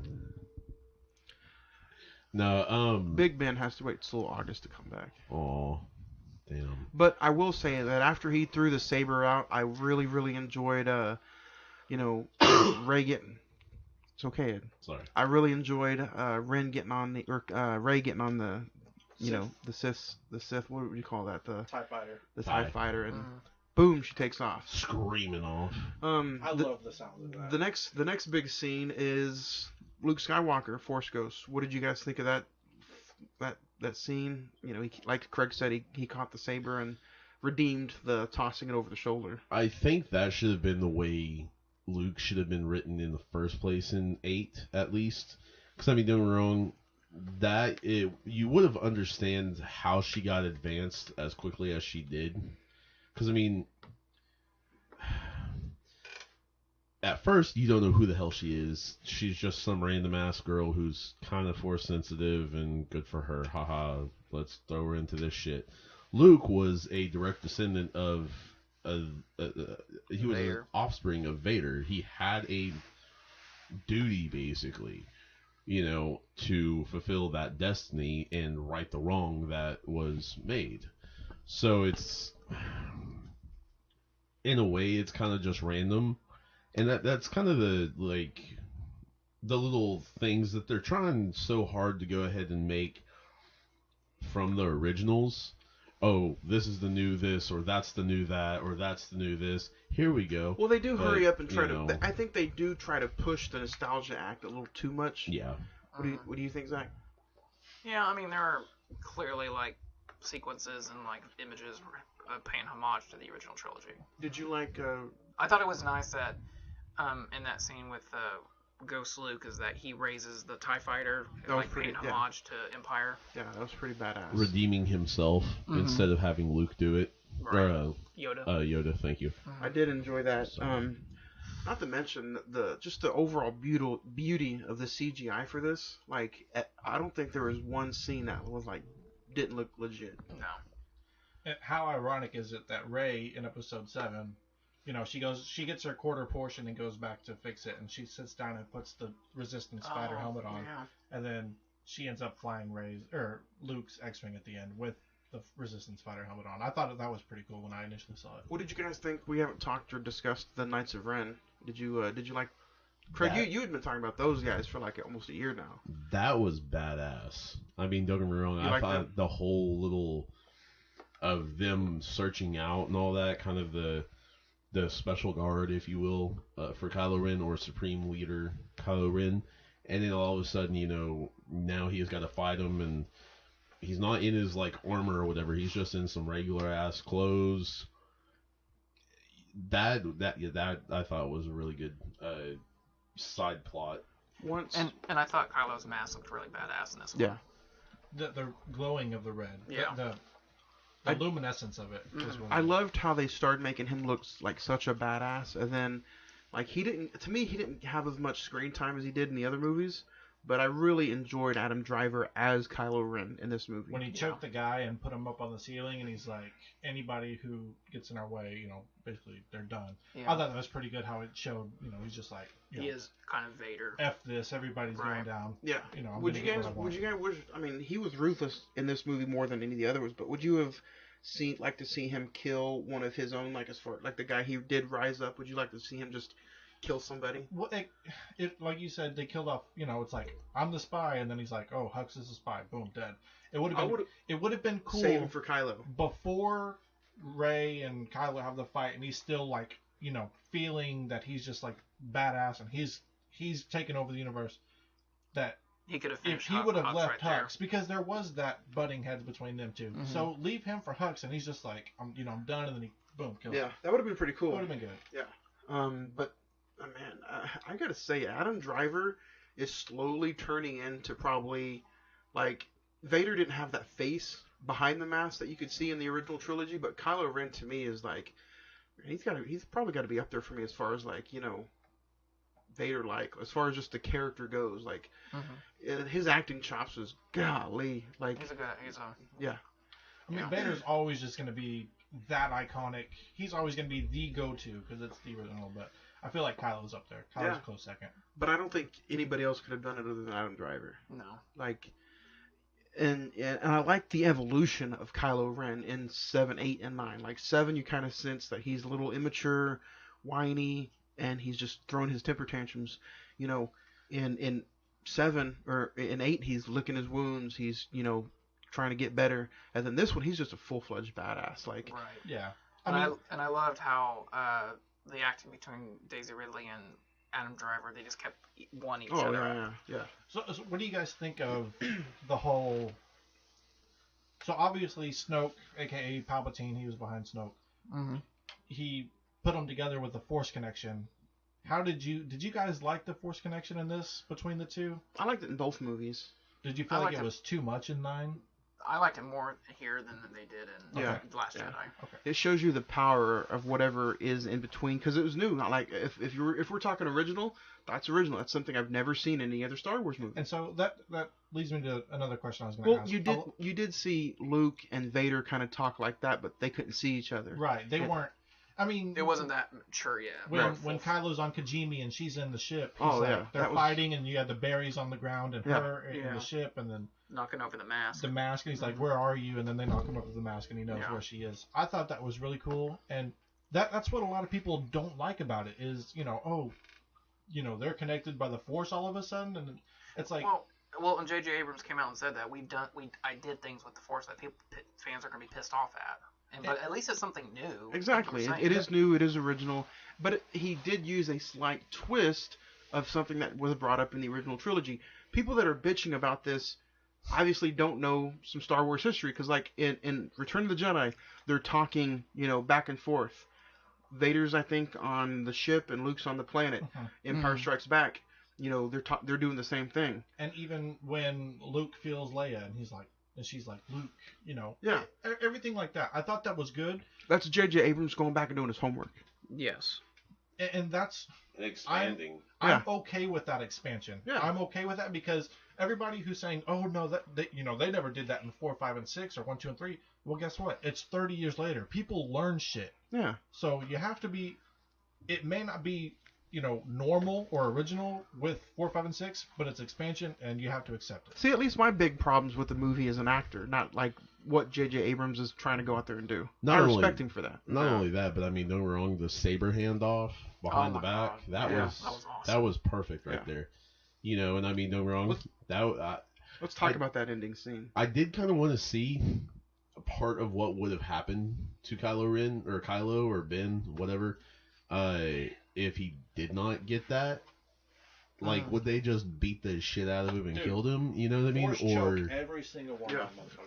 Because I mean, he was using the Force to a bit, but I was just like, damn, man, okay, like, are you going out like this, or? It was also really, really cool to see them use that in like the saber, like Ed said, but in a positive light. Throughout the entire movie, they're trying to find each other and fight each other using the Force connection. But at the end of the movie, they used to help each other out. At that point, she feels that Ben's fully turned, and she's like, okay, we're doing this, let's go. And then she hands him Luke's saber. Go ahead. Well, if we're going to talk about that whole sequence, I think when Rey finally confronts Palpatine, he's basically saying, I need you to kill me so that all the history of the Sith can go into you and you can rule. But, What did you guys think of that little Game of Thrones chair? I thought it was awesome. Did there was warning before you go into each theater that the lightning scenes would cause like issues if you were epileptic. Mm-hmm. What did you guys think of that? I thought it was really cool and really neat. All the lightning back and forth throughout the entire dark scenes. So there was 2 times with Palpatine where I kind of, you never really got that in any other movies, where the lightning is going and then it's like it pauses, and then it does one big explosion. I thought that was really cool with the sound effects. Well, I mean, he learned he learned new powers, obviously. The new well, in that when he sucks the Force out of the life out of Rey and Kylo, and like he slowly transforms back to what he looked like in Revenge of the Sith. Oh yeah. So I think it was I enjoyed that entire last sequence. Did you think they made, again, this is character, this is me just probably nitpicking the character, but did you guys like or dislike the way that General Poe was just kind of a little bitch at the end about well, when- they're not well- here. We're giving up. It's time to just fight. Well, and then when Lando does show up, Palpatine does like this huge lightning thing that just Which was cool. Yeah, that was badass. Something you've never seen before. I think that he was kind of like at the end of his rope because he was given that, lost his mentor, so he's kind of at the end of his rope on that, nervous about this, given a new position on top of that. But how much Now more of a he's- bitch can you make him seem? I mean, true, but I mean... Poe, when most of his fighters were going down and the Falcon still hadn't shown up yet, he's just, I'm giving up, guys. There's nothing left for us to do. Let's just go die. I don't think he's given up, but he's like, we're End of his taking rope. off a bigger fish than we. Right, but if you're gonna give him a little bit of a attitude or cockiness throughout some of the movies, like a Solo, you would never see Han Solo in any of these other movies bitch out like that. He's Right. gonna go down with a blaze of glory. But the whole thing of Leia making him general, he's kind of like, there's a lot of weight on my shoulders now. You can be cocky when it's just you, and you're really only taking care of yourself. But when you're having to take care of a resistance and the entire thing's waiting on your shoulders, you turn into, you're something. The real side of you shows. I mean, don't get me wrong, I do agree with that, but then again, I'm going to switch it to a different light because Han Solo would have ran. He was shown to be, once shit, got to what he couldn't handle, he bounced. He was out. What was that? What are you talking about? Okay, for instance, when... He just, in episode 4, he just didn't want to fight. He got his reward, he didn't give a crap about anybody, he didn't have any loyalty to the princess, he didn't have any loyalty to Luke, and he took off. Well, not just that, but... Into the other movies, he stayed and fought. Not just that, but I'm saying, okay, when Ben needed him, when, all that, he kind of just bounced. He didn't come back until it was pretty much almost too late. What are you talking about when Ben needed him? Ben took off and went and trained with Luke. Right, but the thing Solo didn't leave him. I would argue that just because what I'm saying is that, okay, so Poe had to stay. He had no other fucking choice. Right. Han did, and Han at times took the choice. But at what to times leave. did Han leave, though? Basically, when Ben needed him, when Ben was switching from, you know what I mean? Mm-mm. Okay, so... I know what you're talking about. Let me explain. Okay. So Han left to go hunt. What were the things he was hunting in 7? Those creatures. Those creatures. They're on the ship. It's him and Chewie by themselves. He left Leia. He left everything. So technically, he did run like he cut and ran. Well, he left Leia, but like she had said though, she's always used to him going and doing stuff and coming back. Instead of, that's what I'm saying. Instead of helping Leia and staying there with Leia to help this issue get resolved by bringing their boy back, he cut and ran. And I'm not saying in a cowardly thing. I'm just saying that's how he dealt with shit. Yeah. Is that he left and he had to gather himself. Well, I understand that one issue, but you're bringing up one issue that wasn't even talked about compared to. I'm talking about Poe just completely just. But it's not like he's done for. He didn't cut and run, and I mean neither. Maybe Han didn't either, but I would almost compare Poe's reaction to just like. But I think Poe was going to fight to the end, though. Yeah. He was defeated, but he was going to fight until it was no more. But what I'm saying is I had a problem with him being general or him being like the head of the fleet to fight. Mm-hmm. If you're going to be the head of the fleet and if you're going to write him in as that character, then don't give him some bullshit lines like, we've done all we can, it's time to go.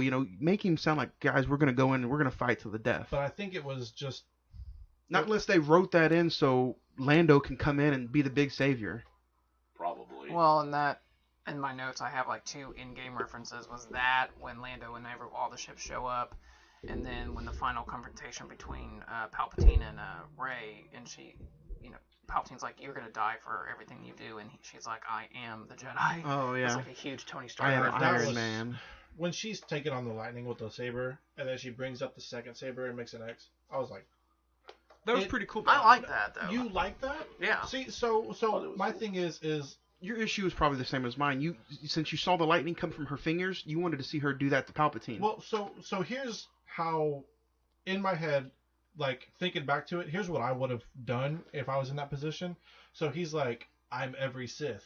And then he's getting ready to do it, and then he shoots the lightning out, and she stops it with the Force or the lightning herself, and she's like, well, I'm every Jedi. And then she yeah. You think that she should have fought with the lightning instead of the saber. She Goku's behind Gohan and fucking DBZ's that shit. Yeah, I like that too. Other than I can just agree with using, that. the two sabers to turn him into Freddy fucking Krueger at the end. Because I've got 2 points. One, she, like I said to you, she finished what Mace started way back in the day. Mm-hmm. 2, oh my bad. Hey, No, you're good, please, we're thinking around the same lines. 2, I do agree with that because don't get me wrong. Just because she understood that power and she lost control and had the Force lightning, I think she went Luke with that because that scared her to the fact that she wouldn't use that for good or for bad.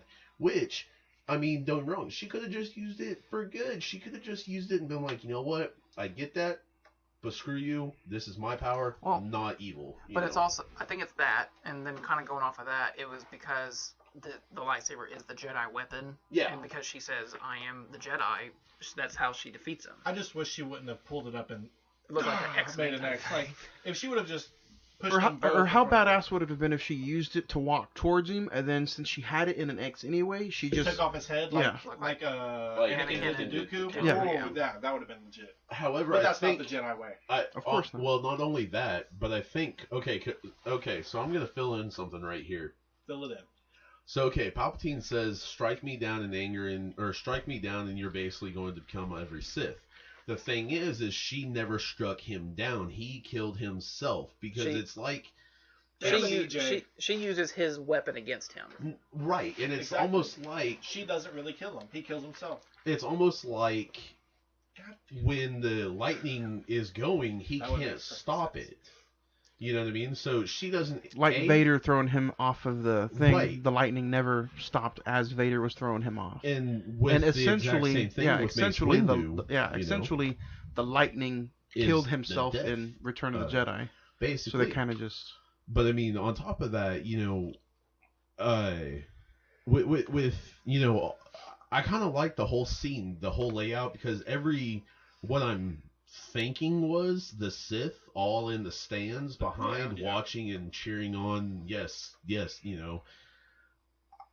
I kind of feel like that was a metaphor for this is all around you. This is literally you're the light in the darkness.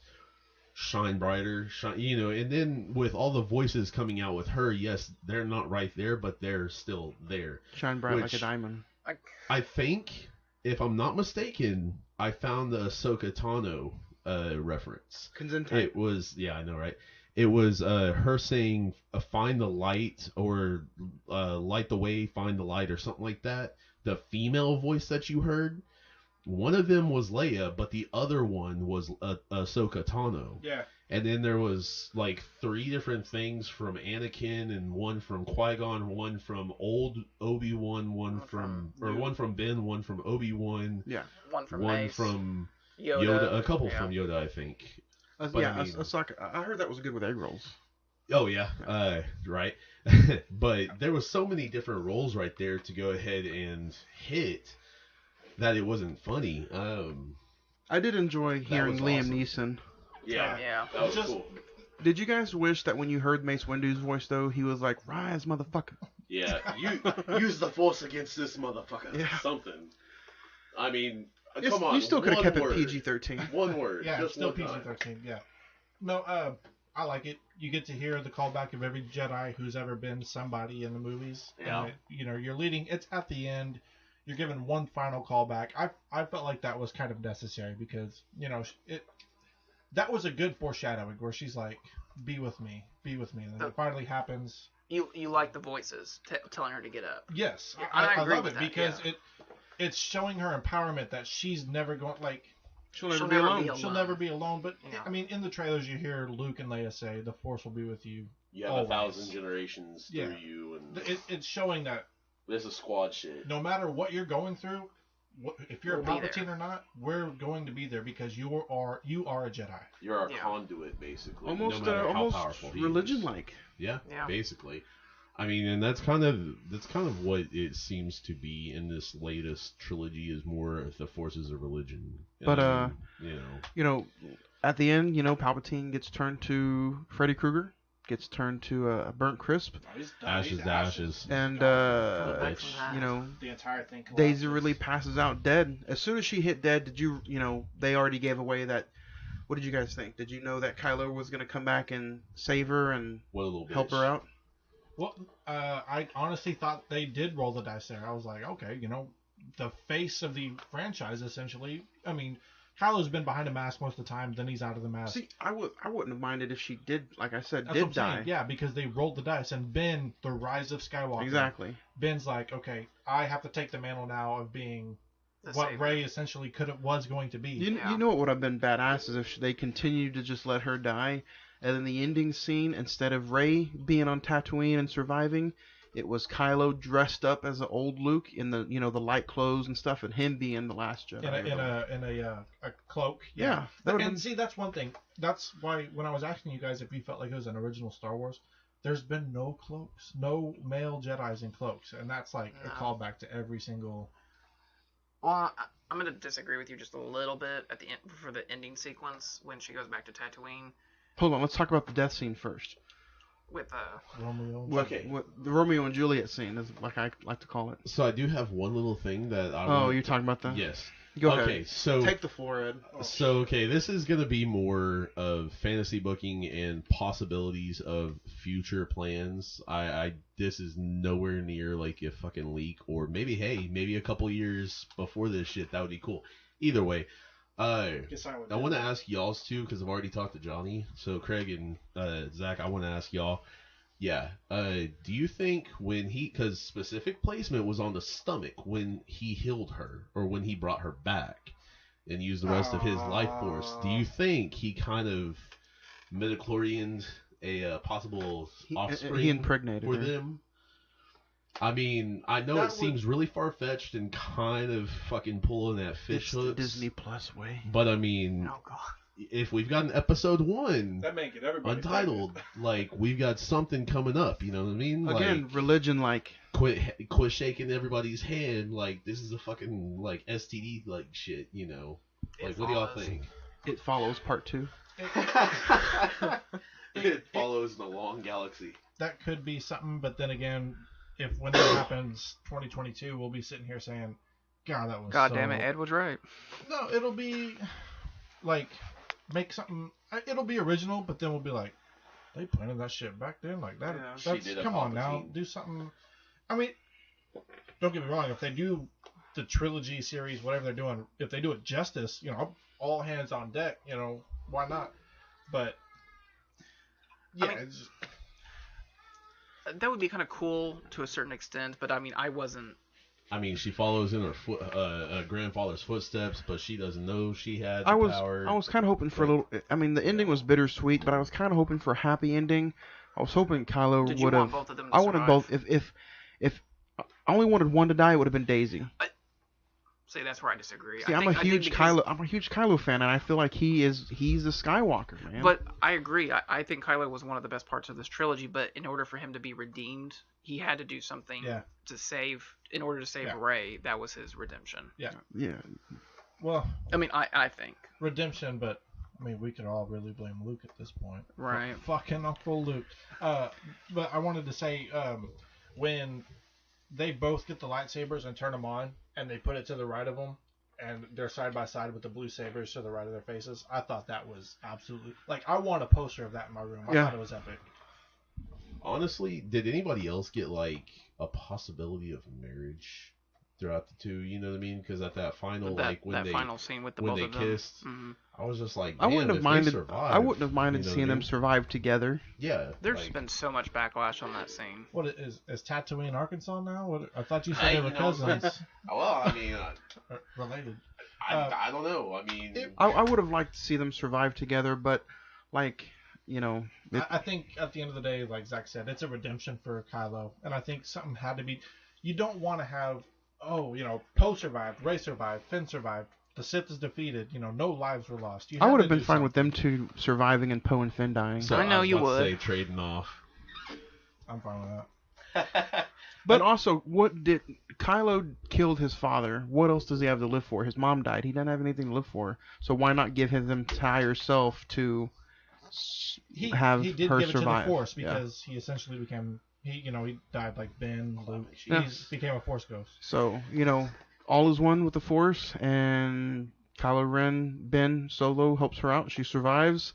And then here's my biggest issue with the film, and that's gonna be the happy-go-lucky, everybody hugs and kisses scene at the end. Well, they did it in 6. I mean, you don't get it in 3 because. What'd you think of the Ewoks? I thought it was cool. That was a cool little cameo. Yeah. Oh, yeah. Yeah. Did anyone like? There was like a moment. I don't know if it was the celebration scene or the when they're getting ready for the big battle. Did anyone get like is Jar Jar going to show up in this? Oh, like at yeah, some he point, was. We were he going to talking show about up that. at the end? I was like, when I first seen the first scene, I was like, okay, here's the Ewoks. Now it's just a matter of time before the Jar Jars pop up. Like, just the freaking Gungans. Like, Misa back for episode 10.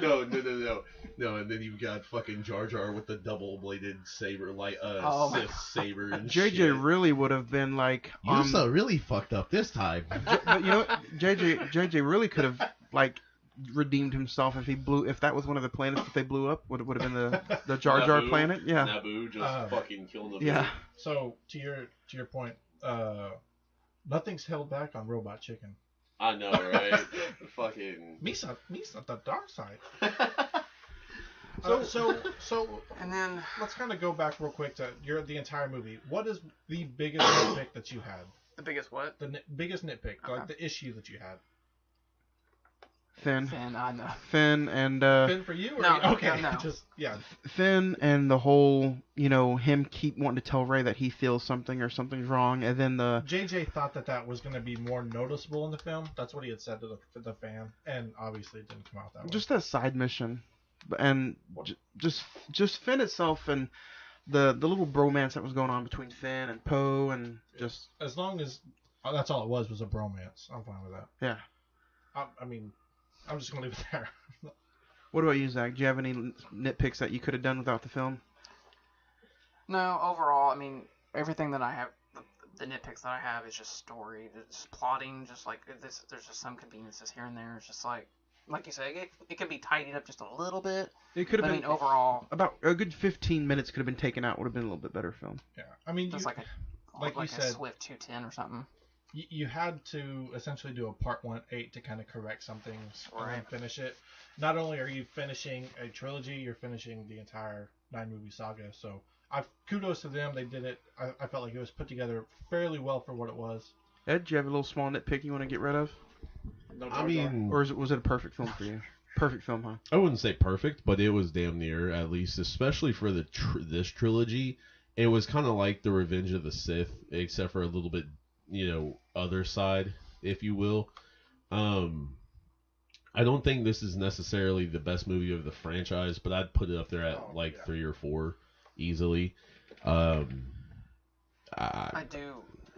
do want to, before we probably could do favorite scenes and grade, I think it was very elegant that they end the movie with her and BB-8 kind of like looking with after this. on the Tatooine Sons, like that she was the face of this and she ends it. I thought that was perfect. Well, not only that, but it kind of mirrors Luke in a way, and even if I'm not mistaken, at one point Anakin. What's up with BB-8 being with her though? Like, why? That's Poe's droid. Why not have R2-D2 with her? BB-8 is the new R2-D2 to Luke. To raise Rey, Luke. yeah. I mean, so here's another question: when they're fighting the Final Order, who's in Poe's ship? R2. R2. Yeah. So it's almost like they switched. Oh, let's switch. Let's trade. Let's trade droids. I want the new one. So, and the whole trilogy got started because BB-8 found Rey. Right. Without BB-8 finding Rey, nothing happens. And I mean, whether it's the Force, whether it's luck, whatever you want to call it. You thought it was good that they end up side by side. I like how they tie everything that you see in the first movie to the final movie. Yeah, I would agree. You put it that way. Favorite scenes, Zach? I'm gonna say the whole journey of Rey in this film, and then the battle on the Death Star wreckage between her and Kylo. I think that was just incredible. And then Slow that for you. and then the final battle with Kylo Ren and Palpatine. Yeah. Ed? I would have to say the entire. I thought it was going to say like, the entire movie. I mean, yeah, hey, no, I would say. I pretty much from the point where she's seen Luke's Force Ghost on. Almost the entire third act for you. Pretty much, yeah. I mean that if I'm going specifics, I guess the whole thing with her versus Palpatine and Ben versus Knights of Ren, I guess that specifically, but the whole thing from Luke and her talking to the end was solid. 100% solid for me. My top scene would probably have to be the opening. Kylo Ren just killing it. I mean, I really, really enjoyed that.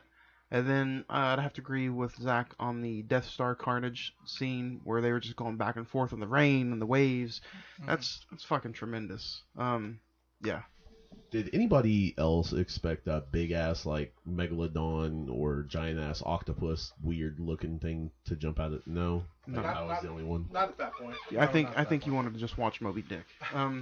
Craig, what about you? I like the scene in the desert. I know a lot of one of the guys that I watch on Twitch did a review of this, and he had some nitpicks about this where she kind of looks back at the camera, and it kind of just seemed posing of it. But I did like that scene. I like her, she was, she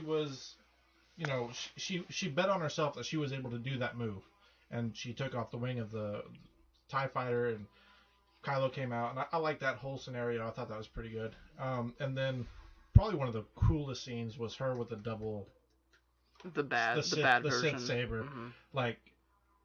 God, I hope they go off something like that in the next universe with somebody, the possibilities of lightsabers are endless, because I thought of this. Kylo's lightsaber had the guards on it because who was his teacher? Luke. Hand cut off. Luke's dad. Hand cut off. So he had something that had to guard his hands from being cut off. I thought that was pretty cool. So the evolution of sabers is another cool thing of the Star Wars that I like. Yeah? I mean, I would almost say that literally he was one of the smartest, although that would have been very hard to train with, because don't get me wrong, that could have easily let you slit your own wrists off. But you do know that it goes from like, the regular saber, yeah, and then those two can go in and out. Right. Yeah. No, I so he can turn them off I mean, whenever he wants to. But I mean, like, you still like a stand lighter. that chance, but yeah.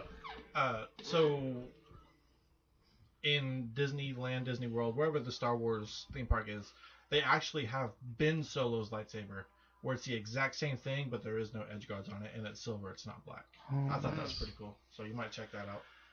For just $115 a person. And then the saber is $129.99, All right, which guys. I would buy in a heartbeat. It was good. It's star rating time, and throughout the entire year, going all the way back to January, we started with A New Hope, and now we're here, Rise of Skywalker. Ed, what do you rank it? What's your star rating? I'd have to say a 9. Craig, what about you? 9. 9's where I'm at with you. Like I said, it's the ending, so there's going to be a lot of parts where you're like, oh, they showed too much of this character, or, too many homages to past movies. Mm-hmm. It's the ending. You have to like it. I thought they did a good send-off, so I'm going to say a 9 as well. Zach? Yeah, I'm gonna follow the group. Gonna give it a 9. I thought some plot conveniences here and there, but nothing that it angers me or anything like that. And then right. And then the performances of Daisy Ridley and Adam Driver. Let the hate flow through you. There you go. And then all right, Johnny. What is it? Before you start, I will say this. So I saw Episode 7 twice when it came out. I saw it initially the day it came out, and then I saw it a couple days later with my brother. And the second time I saw it with my brother, it felt like I was there. When I watched Episode 9 the second time, which was just a day later, it was less than 12 hours later actually. It still fully captivated me. It pulled me in, and it was a good experience. The first time I saw this movie, it blew me away. I completely enjoyed it. And then the last few times, I still enjoyed it a lot. I think it's one of those that just really, really makes it stand out as far as like an original Star Wars movie. I like the originality. I like the whole back and forth between Rey and Kylo talking through the Force. The only thing I did not like about the movie, and I'm nitpicking, is going to be the Finn and Poe scenes. I just don't like Finn. I can't stand those characters anymore. At least Poe is one thing. I like Poe. I love Oscar Isaac. I think he's like one of my. He's a really good actor as far as today goes. But nitpicking the few scenes, if this movie was 2 hours and 10 minutes, I think I would really, really like it. But I'm going to give this movie a 7 on this third watch around. So it's a movie that's, if you're watching it for the very first time, I think, boom, it's amazing. But for me, so far, the rewatchability of it is kind of just, It's not as bad as Endgame, but Endgame is only like that because of the length. Right. Well, if Endgame was 2:30, it would probably be the best Marvel movie that's out there. I agree with that. I feel like the first part of it was good, or it was long. Because to me, Endgame, they just take so much time setting up the ending. Yeah. No, the ending is absolutely 10 out of 10. To where the Rise of Skywalker, if you take all these scenes, Palpatine, Rey, Kylo, I give this movie a 9, maybe a 10. But with it being 2:30, almost 2:40 with some of those. Now granted, it doesn't feel that long. It is 2:20 without credits. It doesn't feel that long, but I still feel like those 10 or 15 minutes of extra fight scenes with Finn and the other stormtrooper that's on the Death Star, I feel like some of those could be taken out. I will say that you're probably a little overdone because you watched 3 times. Yeah, I think maybe I felt this way the second time. The second time I watched it, I was like, even the first time I watched it, I was dozing off during the scenes with Finn. See, now that's your own. You just hate Finn, and that's an opinion. So if you don't hate Finn, you're probably going to give this movie a 9. Probably, but for right now, it stands at a 7. And again, these are all opinions. These are 4 opinions of other people. There are people that absolutely hate this movie. Yeah. Well, speaking of, I was wanting to bring that up to like a round table discussion. And you know what we say about Rotten Tomatoes. Still have emails going on. I know, and I just want to get your guys' quick opinion about this. I know we don't like Rotten Tomatoes, but it's we say fuck Rotten Tomatoes. It's like at 56% right now, but the audience score is like 86%. Is it so really? So clearly the audience is liking this. Well, fuck them. And Rotten Tomatoes, not the audience. At least it's not the movie Cats. Oh my They God. sent out They're gonna do a re-edited version of it, which comes out Friday. So bad. Oh, dude. Well, and there's one reviewer that I want to call out, Scott Mendelson for Forbes. His review was Rise of Skywalker is the worst Star Wars movie ever. It's a bad movie and a miserable finale that serves no purpose other than to reassure adult fans of the original Star Wars that they are still quote-unquote chosen ones of the pop culture galaxy. Have you seen Attack of the Clones? I can agree to extent at the end of that review, because you can really feel that they're pushing for those older fans as far as nostalgia feels. But the other part I don't agree with. He gave it a 3 out of 10, but he also gave it Chapter 2 a 4 out of 10. Well, Chapter 2 is 3 hours and it didn't live up to the original. Stop! I haven't seen it yet. Please do not. The clown dies. Well, yeah, of course. But I still want to see parts. I would think critics would at least come out of this one and say, yeah, you know what, it wasn't the best, but I had fun watching it. Oh, there's definitely had fun watching it. Mm-hmm. Yeah. And that's for those of you who like to read reviews before you go see it, and then for the ones that are like just completely trashing on the movie because you don't like them bringing back Palpatine, or at one point, yes, I do kind of feel like them bringing back Palpatine is just a little bit of lazy writing. But it's not a bad film because of it. It's a really good, exciting way that they brought him back. But it's not like he just came back. Like I said, there's been seeds of him saying that there's powers to bring people back. And then, like Ed said, the way he's connected and looks like a fucking Frankenstein connected to an ER machine. Yeah. It looked like it was awesome. And technically, the entire building is his thing. Life support. He's literally on a massive chair connected to the ceiling. Like Assassin's Creed. Yeah. I haven't seen that movie. Oh. I heard you said it was terrible, so I didn't even get a chance. I didn't even play the video games, and I know it was terrible. But no, for those of you who are just reading the trash reviews, and this movie's, I'm surprised not at 4 million yet, 400 million. I thought it would gain a lot more money than it would. But go check it out for yourself. It's definitely worth the price of admission. If you're a Star Wars fan of any prequel, original, or just the new ones, it's definitely worth going and seeing. At least give it a chance. Don't listen to what other people are saying. Make an opinion for yourself. Yeah, I go mean, check hell, it out. There was a 5-year-old when I got to watch it, and he was excited as hell when he's seen Jakku again. So if a 5-year-old can suffer through it, you can too. Oh yeah, and like I said, even though don't let the runtime scare you away. It doesn't feel. No, it goes by so fast. I swear, we did a 10:15 showing, and it was over. When we got out, I was just like, "Holy shit, it's 1? Okay." Yeah, so we went in at 6 in the IMAX. Got out at 9:30. We had the 6 to 10 minute view of Tenet. So you take about 25 minutes of previews, and we got out about 8:30. Yeah. So I mean, it's not It's tremendously not bad. long. Yeah. No. So let's get into some emails, and you guys can leave us emails about any one of our films that we talk about at CINEMEN. That's Cine-Men921@gmail.com. I'll go ahead and ask this round table for all these emails. Jeff wants to know, with the new trilogy over, who was your least favorite character and your and your favorite character in the new trilogy? Fuck Finn, and I would say Kylo Ren. What about you, Craig? Initially, I liked Rey. I liked kind of the story arc of her. I mean, she's the main character. What's not to like? Kylo Ren has become my favorite over the last couple viewings of rewatching all 3 of them. Zach? It's a tie for me for best of Kylo Ren and Rey, and then the worst is Hux. Oh, you didn't say worst, Craig. Worst? Come back to me on that. Let me think. Craig or Ed, who's your favorite and worst? Favorite, I'd say Rey, just because of the different character arcs she goes through. Worst, Rose.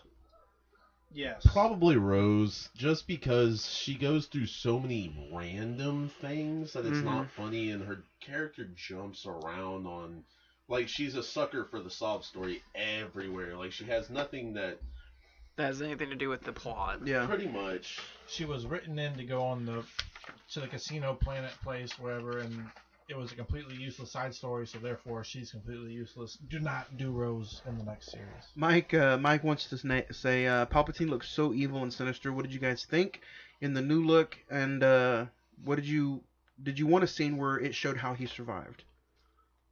I think the mysterious part of him not knowing how he survived is good for this movie. I did like the way he looked. Yeah. Otherwise, it ends up being 245, 250. Yeah, we Johnny don't doesn't want want that. But I do like how when he took the power, he floated. That's my theory. He just floated. When he took the life from Rey and Kylo or Ben, his eyes started glowing again, and I like how his fingers kind of grew back. And you guys kind of agree, or? No, I agree. I agree with Craig. I'm 50-50 on it. I wouldn't have minded it personally, but deleted scene. Maybe they can add it in the Blu-ray. Yeah. Truthfully, I like the whole backstory things though. Like I don't even mind. You like those 4-hour fucking movies, like Watchmen, when it's a movie I like, I do. I don't mind. Or J.J. Abrams does like a director's cut or something. Some things are better left unsaid. And I can agree with that on points. It would be interesting to see how, but I think to make the movie more sufficient, it's better. Good word. It's a good thing to leave out. Well, I mean, it's like right now with Yoda. No one knows who or what the fuck Yoda is. After this email, I wouldn't have mind. I can see why they put anonymous, but it shows Ewoks at the end. I'm kind of sad no love for Jar Jar cameo. We've been saying that the entire fucking day, so hey. I was the one that brought it up. I was thinking, like, was he gonna do it or was he not? We're kind of with you, buddy. Anything? Jar Jar's he's not that bad of a character. He's kind of lovable to a sense, but maybe Jar Jar is JJ. Whoa! Oh my god! Sam G69 says, I feel like this is the best Star Wars opening of all time, but the movie itself is just okay. I feel like all J.J. Abrams did was determined to please Last Jedi haters. In the new trilogy, I think this is the worst movie of the new 3. Did y'all meet up before he wrote that, or just... Oh, no. Before he wrote that email, did y'all two just meet up? Johnny is. Because, I mean, Sam G69, like, 100% ripped off, like, whatever. I remember that name. Yeah, he emails usually every week. I was about to say, he's emailed quite a few times so far. He's one of our regulars. You know what I feel, though? I feel like he might have been determined to help people understand The Last Jedi, But I still think it's one of those Disney things where I think you have to, because when this movie comes out, or when the new trilogy comes out in the box set, you want people to spend that extra money to buy The Last Jedi. So they're not done making, they still want to make money with The Last Jedi. Well, they're going to do, did you see the video? They're going to do like a huge box set. I've already pre-ordered it. I'm sure. Yeah. There's a certain price point where I'm like, I'm good. And that's over that price point. Would you rebuy The Last Jedi? Would I rebuy it? I have yet to buy it. It was donated. It was donated.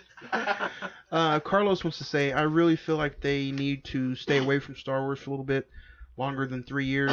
It's not starting to feel like a big special event anymore. Does anybody agree? I totally agree. I didn't know that if it's going to be the new trilogy starts in 2021, I think that there should be like at least a 5-year gap between 2022, this one I think. 2022. It depends on how it goes. Mm-hmm. If it's a completely different universe and they introduce other aspects of it, Ahsoka Tano, something like that. Well, she's a part of the Skywalker universe, so she probably won't. But I missed the video game part of Star Wars. I mean, you go back to the Jedi Fallen or whatever. I'm currently playing it. I'm trying to space it out as much so I can really enjoy it. But I mean, you have Knights of the Old Republic, Knights of the Old Republic 2, Battlefront, OG Battlefront. Oh yeah, the OG. You had I like the X-Wing game. Jedi Outcast. You had so much stuff where it covered so many parts of the universe, but you don't get that anymore because the rights are given to EA. Didn't they do a pod racing game? Yes, that was still pretty kick-ass. Epic. Anakin pod race. All the Truthfully, time. like, I don't mind it. I agree with Craig. I wouldn't mind one every 2 to 5 years, just based on the fact that it doesn't become like a fucking Fast and the Furious, to where it's. And that's my only fear of it. That is the only fear. I like The Last Jedi for that matter, personally. So hate on me or whatever, but after 4, I can't stand the Fast and the Furious.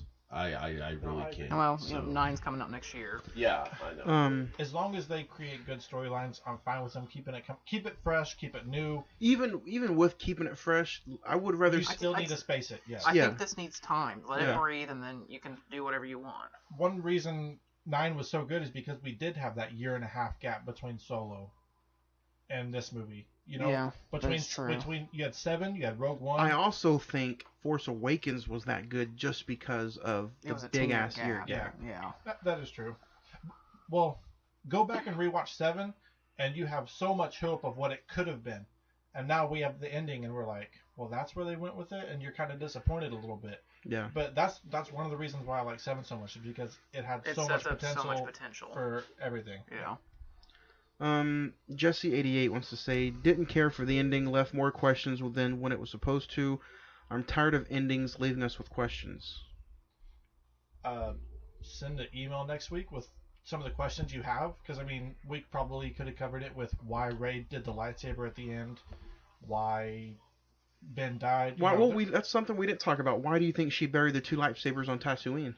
To give homage to Luke and Leia, the home planet of where they're from. The home planet of where Luke is from. Yes. Well, that, and I think they were it was the idea of putting them to rest. Anakin's from there. Anakin's the father. It's kind of the whole birthplace of the Skywalker the whole story. saga. Yeah. So it's kind of like laid to rest, but it's showing the lightsaber that Rey has, because it's showing that she has officially become a Jedi, and the rite of passage to become a Jedi is creating your own saber. Do you remember what yellow stands for, right offhand, or no?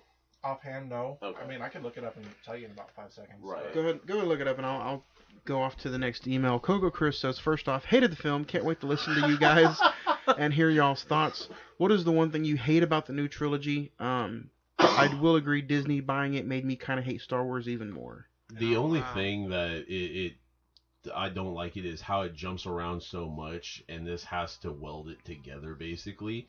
That's the only thing I can really say, because it just seems like there was so much of toy, money, toy, money, and the story was ripped and shredded here and there. Well, you got that with you got that with the prequels too. They're gonna make money. They're gonna do cash grabs off of toys. That's a given. And I mean, I had a lot of toys during the prequels, for that matter. So. Star Wars is, I mean, I look at toys now as a 26-year-old man, and I'm like, I'm gonna add that to my collection. It's just it gives you something to look at, and you're like, man, that brings a certain memory to me. No different than 40-year-old men grabbing baseball cards in the 80s. Well, I mean, like, I'll be honest. Like, when the movie was over, the next day I went and bought the pop figures of Rey and Kylo. Yeah. Because I'm I not love a big those fan characters. of pops. Otherwise, I would have. Right. I sold all the ones I got from Marvel. I still have Iron Man. That's about it. But yellow sabers are used by the Jedi Temple Guard, which is basically a group of distinguished, force-sensitive bodyguards who protect the Jedi Temple on Coruscant, the capital of the Galactic Republic. So basically, it's showing that Rey is essentially going to be protecting.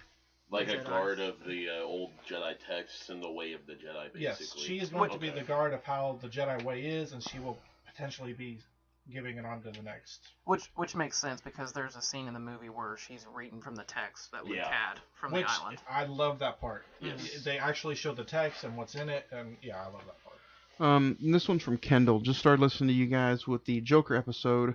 Wanted to know, what is your favorite part about buying home media, as far as Blu-rays, DVDs, soundtracks, etc.? I would say with home media, it's so much. I mean, I don't have an extensive collection like Johnny does, of course. However, not many people do. But I would say it's just you don't have to wait for it on TV, or you don't have to wait for it to be licensed. I mean, for instance, with Disney Plus, Last Jedi is not licensed on there, or Mighty Ducks, an old school Disney film, isn't licensed on there. So or if Solo. you have it, right. So if you have it, you can watch it at basically any time you want it. Same with soundtracks and such. It's just like buying a jersey of a football team. It's something you love. You don't always wear the jersey, but it's something you have, and if you want to wear it, it's there.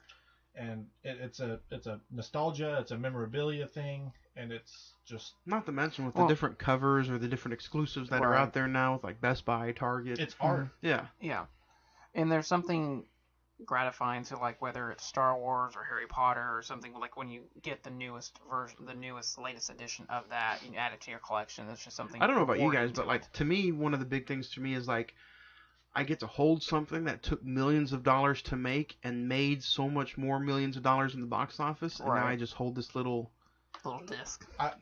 It's weird. I don't buy it's weird many to me. movies. I Netflix it, I Vudu it, I do a lot of stuff. But the movies that I really enjoy, Marvel, Toy Story, Star Wars. You want to collect them? I want to collect them. I want that limited edition steelbook that 5,000 other people only have, and it's a nostalgia thing. See, I mean, I would argue that with the Harry Potter books, for that matter, because I mean, it says etc. soundtracks, so books go in there. I mean, I'm legitimately working on a third set of books, or not working on. I have a complete third set of books now, and not just like I have 3 literal sets, but my first original set I lost in a tornado. So do you have all of them back now? And yeah, I do now. Thanks to Christmas last year. Nice. But the second set I lost because of water damage and all that water. in storage. So apparently just keep them out of fucking storage. Keep them in the trunk of your car. Might be a better solution right there. I don't know. So it's collecting something you love, and it's the nostalgia part of it. Yep. Yeah. Another one from Sam G69 wants to say, what's your all-time favorite Christmas movie character? The Grinch. The Honestly, Grinch? The Grinch, yeah. I mean, when you think of Christmas, it's the Grinch. Yeah, I'll agree with that. Same. Bruce Willis. No. Lance wants to say, starting talking about movies, starting a podcast about movie scenes in general, where every episode is going to be just talking about random movie scenes. What would you guys suggest as far as like picking movies? How do you guys pick movies? Do you guys have any advice on starting a podcast? Any advice right now? The only advice you need, man, is to do what you love. Talk about what you're passionate about. If it's something that you don't enjoy talking about, then don't cover it. Don't talk about it, because it becomes a job. It's just gonna end up being something you try to do to J.J. Abrams everybody. I would say audio quality. Pay attention to that. That is going, because if you look back, no, he's talking about how do you pick your media. He's already got all his equipment. Okay, I was about to say equipment. That's one of the biggest things. But I mean, if you're going for, don't go for best and brightest and I mean, we could sit here all day and just go with Oscar nominations and and all that. But I mean, on top of that, you've got to have someone else who doesn't truly fully agree with what you're saying, because some of the best ones we've had is where we're arguing. I mean, everybody still picks up The Lion King that all of us had different opinions on, and we're kind of arguing and stuff. So I mean, it's not necessarily just pick the best things out there, but if you have something that you would actually like to dig into to understand better and to try to go for better or more, pick that, divulge, and just come at it from different angles for everybody. Not necessarily argue, but, and that's another thing, pick people who you can actually have a debate with, not an argument. Right. Because if you walk away with sore buttholes, it's not good for anybody. Well, and Jim, yeah, I remember you, Jim, from last week. No. But going off what all of you guys said, just have fun with it. Yeah. First and foremost, just have fun. If you're not gonna have fun with it, just don't do it. Yeah, that's true. Good idea though. Like a random movie podcast that just talks about scenes. Yeah, that's different. I haven't heard about that. I haven't heard that. And it's just like Twitch, streamers.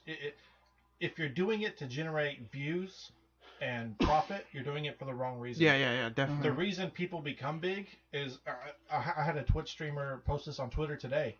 He became big because it was something he enjoyed. It was natural. It was authentic. And people will be drawn to that. Yeah, don't do something that you're saying, well, this guy's doing this, I'm going to copy that.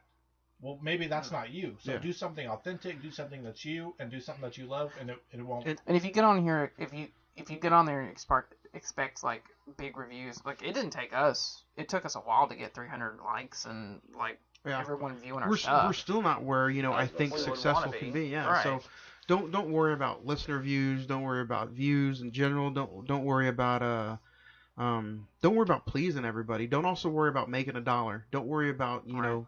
The best podcasts that I listen to are the ones that are just friends just talking about something they love. Yeah. That's all it is. Don't even worry about sponsors, because sponsors will come. Just worry about hanging out and having fun. But also, you do want to kind of do some kind of homework. Right. Because if you just get on, start talking about something you don't know nothing about, then... And I mean, pretty much you're talking about me. Like, I'm not here for every podcast, but I'm here for the ones that I love. Exactly. And therefore, it's not like, oh, hey, I'm going to come over today and I'm going to do that. It's like, I can't wait for Monday. There you go. I want to talk about it. So, like I said, just do something you love. Exactly. So, I mean, this is kind of sappy, but every Monday, I look forward to doing this. Yeah. Honestly. Doesn't matter what movie it is, because I always look forward to, the conversation. Friends. We're Finn and Poe. I mean, even if, Zach's being told to jump off of a fucking building because he doesn't believe a fucking action movie is a Christmas movie, who gives a shit about that? I do. It is a Christmas movie. Well, I mean, that's, but I'm just saying, he still is here. He's not crying himself to sleep at night. Well, like you might be. I said, that fall was good. All I got was a headache, but hey, I'm good. Well, you might be crying yourself to sleep. I'm not sure, but, I mean, shit. This is going to be the last episode before Saturday, so since I have you two in the room, guys, Saturday. What's the OU score Saturday? LSU, Oklahoma. What do you got? Ed, pick one. I mean, I'm going with the home crowd. I'm going with Oklahoma. What's the score? 24-17. Craig, what's your score? Who wins? This is being very optimistic. LSU has a very high-powered offense. Their defense is a little susceptible. Shitty defense. Their defense is very susceptible. It is basically the Oklahoma of the last couple years. If Oklahoma has a couple people suspended, if they are able to get a game plan, set the game plan, and do the game plan, and have a couple balls bounce their way, turnovers, touchdowns, passes, anything in that nature, you can pull it off. Actually, they have some people out as well. LSU does. I mean, maybe not hard key players, but, Their running back has a hamstring injury. He's day-to-day, but... I don't keep track of it. Is LSU like top 3? No, LSU's number 1. I think. LSU's number 1 and the OU's number 4. Yeah. Okay. They're so you got me on sports now. LSU's offense is number 1 in total yards per game, but OU is 0.1 yards behind them at number 2. So it's not like OU was just a slouch, offensively inept. Defensively, they're better in a lot of stats. Defensively, they are worse in a lot of stats. Offensively, they're right there neck and neck. It just depends on how they get the game plan and do it. I'll take LSU 38-27. I will say I'm not the biggest OU fan, but if they have any chance to make it to any championship, this is the year they got. I agree This with is that. the year because Jalen. the other defenses though aren't. I don't think any defense right now is playing at elite level. No. So I think OU has the chance. This is the best chance they've had in decades to probably win national championship. I'm optimistic, but if I'm going to be a realist, it's LSU 38-27. But if I'm optimistic, I think OU just flat out grinds it out and wins 31-27. If OU can run the ball and keep Burrow on the sidelines, they'll win the game. But I think LSU gets it 31-27.